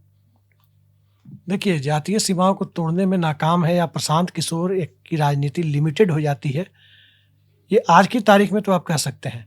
लेकिन कास्ट सेंसस के बाद या राष्ट्रीय स्तर पर जब कास्ट सेंसस हो जाएगा, जाति गणना, उसके बाद प्रशांत किशोर की महत्ता बढ़ेगी, क्योंकि जातीय राजनीति उससे कमजोर होगी। जाति, बहुत सारे लोग कहेंगे कि जाति गणना से जाति की राजनीति मजबूत होगी, लेकिन मैं पहले से कहता रहा हूँ, बिहार में देखिए कमजोर हुई जाति की राजनीति, हिंदुत्व की राजनीति भी कमजोर हुई, लेकिन जाति की भी हुई। तो भविष्य में प्रशांत किशोर महत्वहीन हो जाएंगे ये मैं नहीं मानता, लेकिन प्रशांत किशोर को अपना अप्रोच बिहार की परिस्थितियों के मुताबिक बदलना होगा। कारण क्या है कि सिर्फ सकारात्मक मुद्दे उठाकर राजनीति नहीं होती। अगर वही राजनीति होती तब तो सीपीएम इस देश में कभी खत्म ही नहीं होती, क्योंकि इस देश में 40 सीटों के साथ तो असली विपक्षी दल की भूमिका वही निभाती थी। सरकार किसी की हो, सरकार को समर्थन कर रही हो तब भी, और भाजपा के अटल जी के दौर में विरोध में हो तब भी, लगता था कि देश में सोमनाथ चटर्जी ही विपक्ष के नेता है। सड़कों पर जो प्रदर्शन होते थे आप देखते होंगे तो लेफ्ट के ही लोग दिखते थे। तो कहने का मतलब यह है कि जनता के बीच में मुद्दे को कैसे ले जाया जाए, इसको लेकर प्रशांत किशोर जो बातें कर रहे हैं वो आम जनता को समझा पाने में बहुत सफल हुए हैं, मुझे नहीं लगता। अब जैसे प्रशांत किशोर बात करते हैं, बहुत वाजिब बात कहते हैं, मुझे उनकी वो बात बड़ी अच्छी लगती है, क्योंकि मैं उस बात को पीके से पहले भी अपने सर्कल में निजी तौर पे करता रहा हूं, जिसको वो कहते हैं बिहार के सीडीआर के बारे में। कैश डिपॉजिट रेशियो बिहार के बैंकों में सीडीआर 38% है। मतलब 100 रुपये बिहार के बैंकों में अगर डिपॉजिट होते हैं तो बिहार की जनता को वहाँ 38 या 40 रुपये लोन मिलता है। लेकिन अगर वही आंध्रा में आप जाते हैं, तेलंगाना में, तो 100 रुपये पर 105 रुपये के करीब लोन मिलता है। कायदे से, मतलब बैंकिंग एथिक्स तो यही कहती है कि जितना आप डिपॉजिट कर रहे हैं उतना दें। 100 रुपये कर रहे हैं तो 90 रुपये तो कम से कम 80 रुपये दें या 100 रुपये दें राज्य के लोगों को। तो बिहार में बैंक उतना फाइनेंस नहीं करते, सीडीआर को दुरुस्त किए जाने की जरूरत है ताकि लोग स्वरोजगार की तरफ जाएं। दूसरा,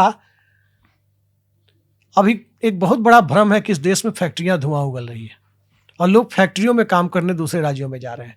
हकीकत यह है कि इस देश में औद्योगिक सेक्टर इस देश की जीडीपी में 15% से नीचे है।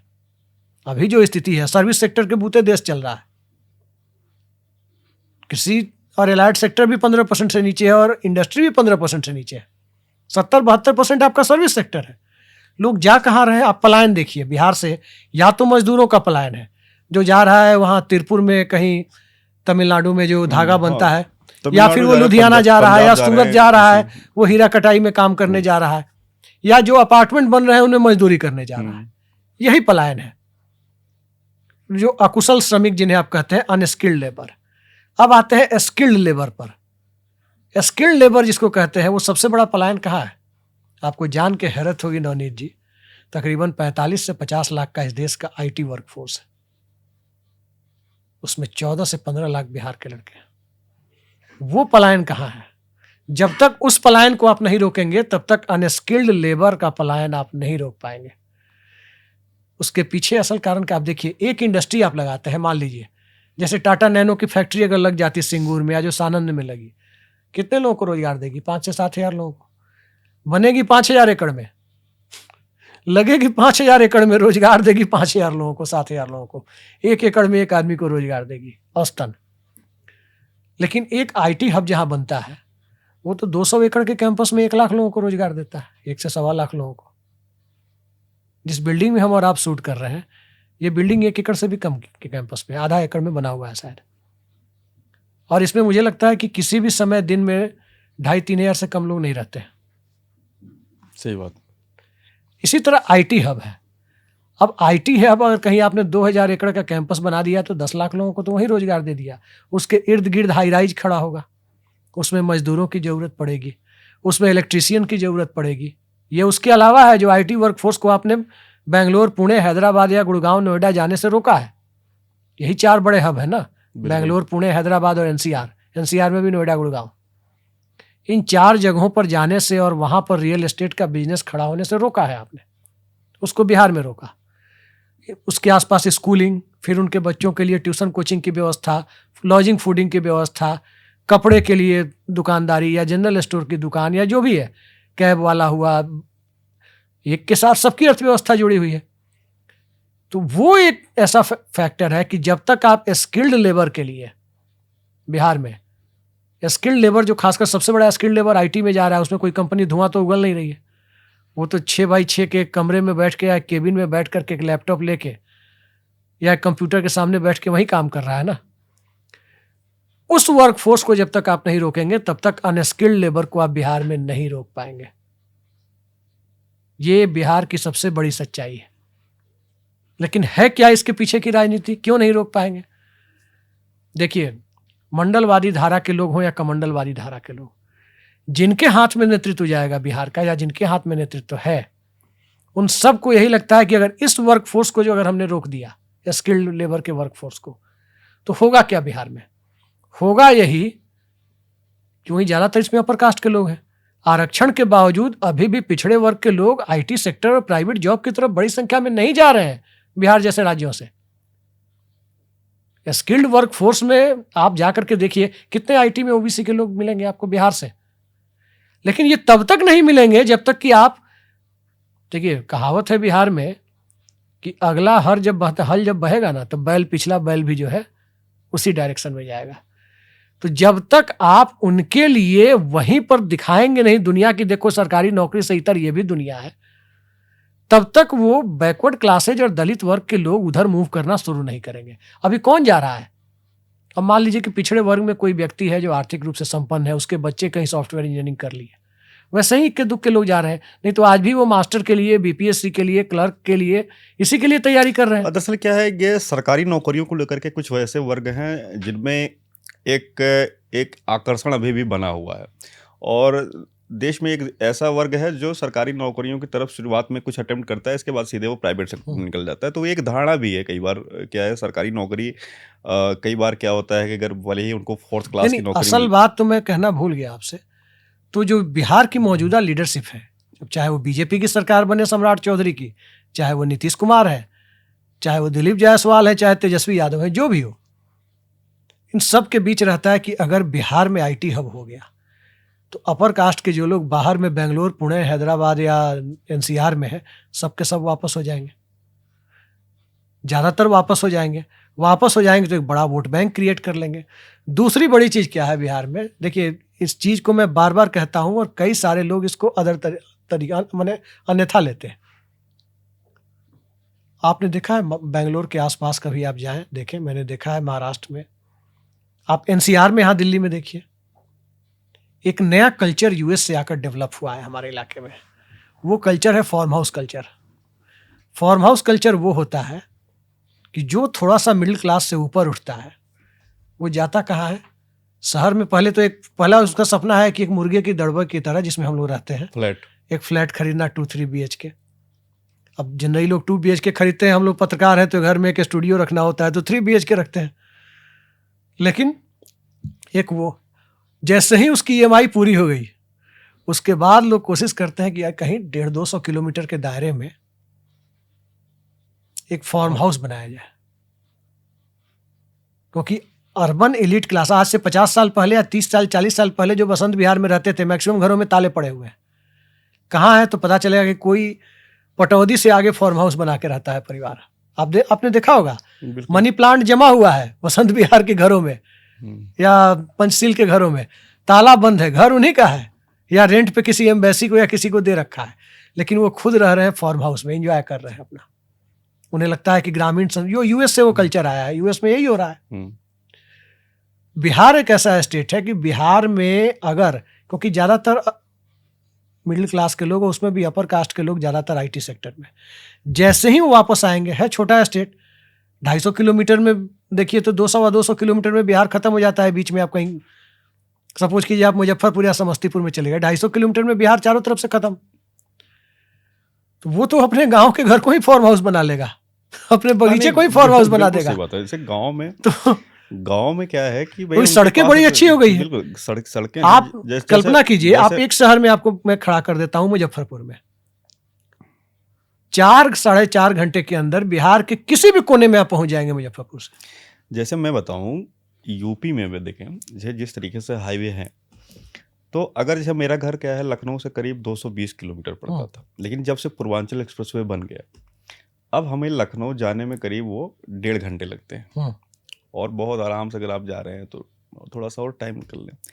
तो आप अगर जैसे सोचिए, नोएडा से अगर आपको गुड़गांव जाना होगा कितना टाइम लगेगा, 1.5 घंटा लगेगा। तो जो हाईवे जब गुजरे, जो उन्होंने बड़े शहरों से, चाहे बनारस से कनेक्ट हो गए, चाहे वो लखनऊ से कनेक्ट हो गए, चाहे गोरखपुर से कनेक्ट हो गए, तो इन जो शहरों या कानपुर से कनेक्ट हो गए, तो इन जो शहरों से जो कनेक्ट वाले एरिया हैं, 1.5 से 2 घंटे की दूरी पे हैं, तो किसी को तो शहर में मूव करने की जरूरत ही नहीं है, उनका तो घर फार्म हाउस ही हो गया। हाँ। गांव वाले जो भी अच्छी सड़कों से कनेक्ट हुए, वो तो भाई गांव का एक गरीब भी फार्म हाउस में रह रहा है, समझ लीजिए। वही मैं कह रहा हूँ कि उन्हें फार्म हाउस बनाने की जरूरत ही नहीं है, थोड़ा घर में अपने मॉडर्न एमिनिटी बढ़ा दी, हो गया फार्म हाउस। बिल्कुल, वो फार्म हाउस हो गया। अब क्या है हमें उसके बाद यह है कि वो टिक जाएंगे बिहार में। बिल्कुल, क्योंकि जैसे ही बिहार में एक IT हब खड़ा हुआ, स्वाभाविक है कि एक हाई राइज वाला शहर उसके 5-7-10 किलोमीटर की पेरीफेरी में खड़ा हो गया, नोएडा गुड़गांव टाइप।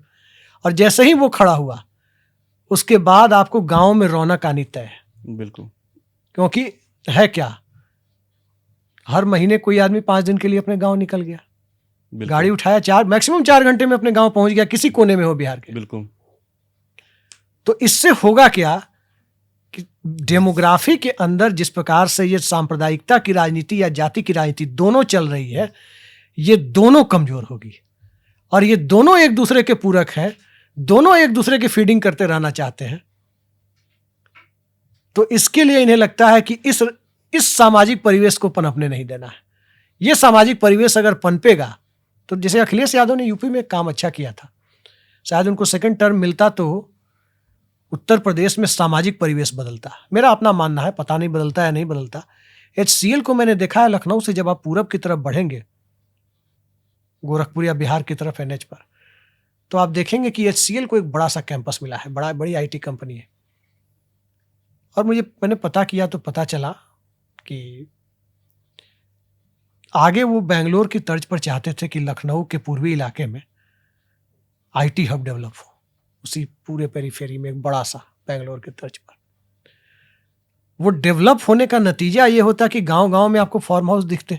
जो बेंगलोर में रहते हैं वो घर आना नहीं चाहते, लेकिन लखनऊ वाले तो चंपारण और छपरा तक पहुंच जाएंगे, बिहार में मुजफ्फरपुर तक पहुंच जाएंगे आसानी से 5-6 घंटे में। तो ये जो परिस्थितियां बनती, उससे काफी ज्यादा यूपी के साथ ही नहीं बल्कि पश्चिमी बिहार के इलाके को भी काफी फायदा मिलता। तो एक मानसिक सोच से सांप्रदायिकता और जाति, ये दोनों का ग्राफ नीचे गिरता, बहुत तेजी से नीचे गिरता। लेकिन ये परिस्थितियां बनने नहीं दी गई। या यूपी में नहीं, अब बिहार जैसे राज्य, यूपी के तो बहुत कम लोग हैं। आबादी की तुलना में अगर आप देखें तो आईटी में बहुत कम लोग हैं यूपी से। आबादी के कंपेरिजन में उनका प्रतिशत देखें तो बिहार में तो आप देखिए हर घर का लड़का अगर आईआईटी का टेस्ट तो जरूर देगा। एचसी वर्मा नहीं पढ़ा, केसी सिन्हा नहीं पढ़ा, तो फिर पढ़ा क्या? आईआईटी का टेस्ट जरूर देगा, या फिर बायो वाले मेडिकल में जाएंगे देने। अगर नहीं हुआ तो कुछ करे ना करे कर्नाटक या महाराष्ट्र या कहीं के प्राइवेट इंजीनियरिंग कॉलेज से बीटेक जरूर करेगा, कंप्यूटर साइंस में, इलेक्ट्रॉनिक एंड कम्युनिकेशन में, और फिर उसके बाद जाके 25-30-40 हज़ार की नौकरी के लिए शुरू करेगा वहीं से, पुणे, हैदराबाद, बेंगलोर या फिर नोएडा, गुड़गांव से। पीठ पर लैपटॉप लाद के एक बैग में कुबड़ निकाल के चलते हुए बैठेगा कैब में और दफ्तर जाएगा। तो वो काम वो अपने घर पे बिहार में भी कर सकता था। और फिर वहां से क्या होगा? आप देखिए, मैं बता रहा हूं एक टिपिकल मिडिल क्लास फैमिली, बड़ा इंटरेस्टिंग है। छठ घाट पे बिहार में हाँकने का काम होता है, सुबह सुबह डींग हाँकने का। अगर कभी आपने छठ के सामाजिक परिस्थिति को समझिए, वहां बताया क्या जाएगा कि कोई आदमी बोलेगा कि हाँ भाई, उनका लड़का 2 महीने के लिए भी गया था अमेरिका। हकीकत क्या है कि हर जगह से बड़ी आईटी कंपनियां जो है, टीसीएस हो या यूएस की बड़ी कंपनियां हैं या बाहर की कैपजेमिनी हो या दूसरी बड़ी कंपनियां, वो सब करती क्या है कि जो काम वहाँ पर $25 में होता है, बाहर से लोगों को 1-2 महीने के लिए ले जाते हैं। कभी इंडिया से उठाया, कभी बांग्लादेश से उठाया, कभी कहीं से उठाया, वो अपनी ही कंपनी के एम्प्लॉय को 1.5-2 महीने यूएस में रखा, लॉजिंग फूडिंग दिया। जो $25 में जो काम कराते हैं, ये $5 में कर देते हैं। और घर पे पेरेंट्स को, गार्जियन को लगता क्या है कि अरे उनके बच्चे को तो कंपनी अमेरिका घुमा रही है। आप इस ह्यूमन साइकोलॉजी को समझिए। जैसे एक पंजाब में रहने वाला व्यक्ति, जिसका लगभग हर एलिट पंजाबी का या मिडिल क्लास के पंजाबी का कनाडा में तो एक घर है, वो बिहार के एक लेबर को कनाडा में अपने खेतों में काम कराने के लिए ले जाता है। वो मजदूर गांव आएगा तो लोग घेर के बैठ जाएंगे, कनाडा कैसा है बताओ। वो 4 देखा है तो 12 बताएगा, 8 उसमें अपनी तरफ से ऐड करके कि क्या देखा है, क्या किया है वहां पे। यही स्थिति बिहार के अंदर बनी हुई है ट्रेडिशनल मिडिल क्लास में कि 3 BHK का खोपचा या 2 BHK का खोपचा उसकी ड्रीम है। उसके साथ साथ उसकी ये है कि कंपनी उसको अमेरिका ले गई है उसको, लेकिन समाज जो हकीकत है वो तो दूसरी है। तो सवाल यह है कि यही काम तो बिहार में रह के भी कर सकता है। क्या जरूरत है उसे जाके पुणे में जाकर के खरीदने की? अरे बिहार में ही रहो, यहीं कर दो, करो। अभिषेक जी, ये बिहार का जो चुनाव है कई मायनों में खास है। नेतृत्व को लेकर के अगर देखें तो एक पहला ऐसा चुनाव है जिसमें भाजपा की तरफ से सुशील मोदी, जो बिहार में सुशील मोदी और भाजपा एक दूसरे के पर्याय हुआ करते थे, वो नहीं है। लालू यादव आरजेडी, वो बेटे को विरासत अपना सौंप चुके हैं। सक्रिय राजनीति से एक प्रकार से उनका किनारा हो चुका है। ले दे के नीतीश कुमार ही बचते हैं। बाकी आप भाजपा देखें, अन्य दलों को देखें तो सेकेंड जनरेशन के जो लीडर्स हैं वही उभर के सामने आ रहे हैं। एक तरफ 35-36 साल के तेजस्वी यादव कमान संभाल रहे हैं आरजेडी की तरफ से, दूसरी तरफ प्रशांत किशोर भी एक 50 साल के अंदर वाले नेता हैं, वो उभर के सामने आ गए हैं। बीजेपी में भी आप देखेंगे सम्राट चौधरी जैसे नेता उभर के सामने आ रहे हैं, जो लगभग 50-52 साल के आसपास की जिनकी उम्र है। तो देखा जाए तो बिहार में पुराने एक दौर हुआ करता था जब शरद यादव हुआ करते थे। केवल अगर देखा जाए तो पुराने नेताओं में नीतीश कुमार ही इस वक्त सबसे सक्रिय भूमिका में है। तो क्या ये नीतीश लालू के दौर का देखा जाए तो ये आखिरी चुनाव है? निश्चित तौर पर इसमें कोई दो राय नहीं है कि ये नीतीश कुमार और लालू यादव के दौर का आखिरी चुनाव है। लालू यादव का दौर तो करीब करीब खत्म ही मान लीजिए, नीतीश कुमार का भी आखिरी चुनाव है। इसके आगे वो कोई सक्रिय भूमिका निभा पाने की स्थिति में नहीं है।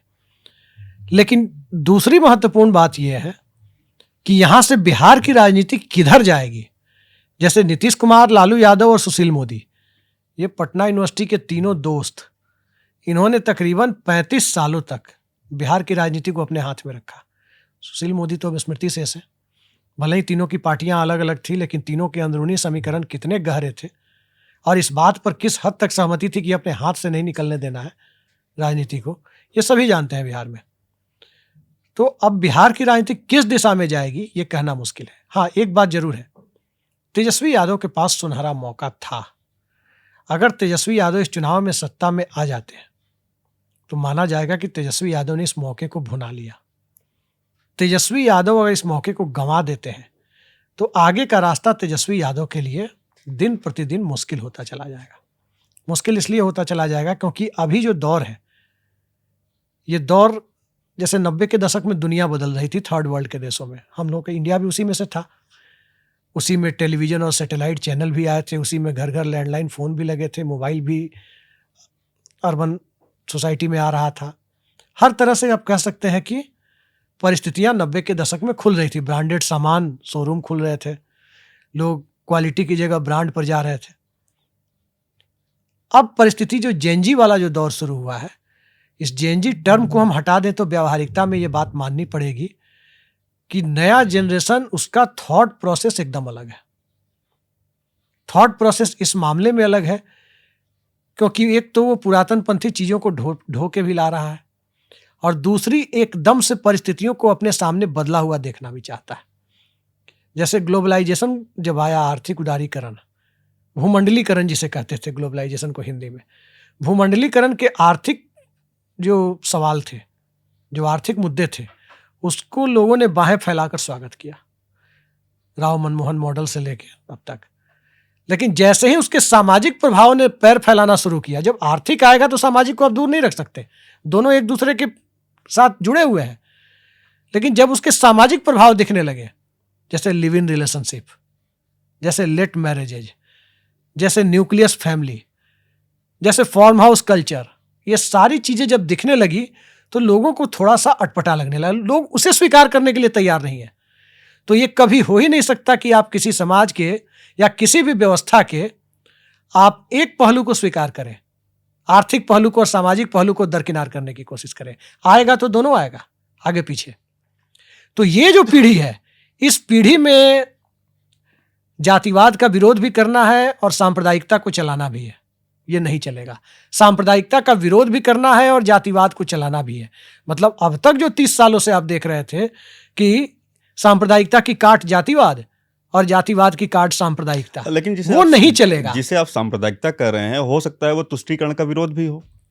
लेकिन खैर, देखिए वो परिभाषाएं पुरानी हो गई। खैर उस पर हम अलग जाते हैं। हाँ। दूसरा ये है कि आखिरी सवाल मैं आपसे करना चाहूंगा कि देखिए, अगर एनडीए जीतता है बिहार में, तो मेरा ये आकलन है कि सीएम तो नीतीश कुमार होंगे। लेकिन देखा जाए जिस तरीके से नीतीश कुमार के स्वास्थ्य को लेकर के अटकलें लगती रही हैं, और नीतीश कुमार करीब उम्र भी उनकी हो गई है, हालांकि उम्र वो कोई ज़्यादा नहीं होती है राजनीति के हिसाब से, लेकिन जिस तरीके से उनके सार्वजनिक कुछ ऐसे वीडियो सामने आते हैं तो उससे कई बार अटकलों को जन्म मिलता है। तो आप आफ्टर नीतीश जदयू में किसको देखते हैं जिसके हाथ में कमान जानी? क्योंकि पिछड़ी पार्टी का, पिछड़ी जात के जनाधार वाली पार्टी का जो नेता होगा वो पिछड़ी जात से ही आना चाहिए। लेकिन देखेंगे वहाँ पर जो चेहरे हैं ज़्यादातर वो अगली जातियों के हैं, चाहे लल्लन सिंह हो, चाहे संजय झा हो। एक अशोक चौधरी थे, लेकिन उनको सम्राट चौधरी, इन्होंने प्रशांत किशोर ने निपटा दिया। देखिए, नीतीश कुमार के व्यक्तित्व में वही कमियां हैं जो नरेंद्र मोदी के व्यक्तित्व में है, जो अरविंद केजरीवाल के व्यक्तित्व में। हर व्यक्ति की एक खासियत होती है, कमी होती है। खासियत उनकी ईमानदारी है, खासियत उनका एक ठीक ठाक गवर्नेंस दे पाने की क्षमता है।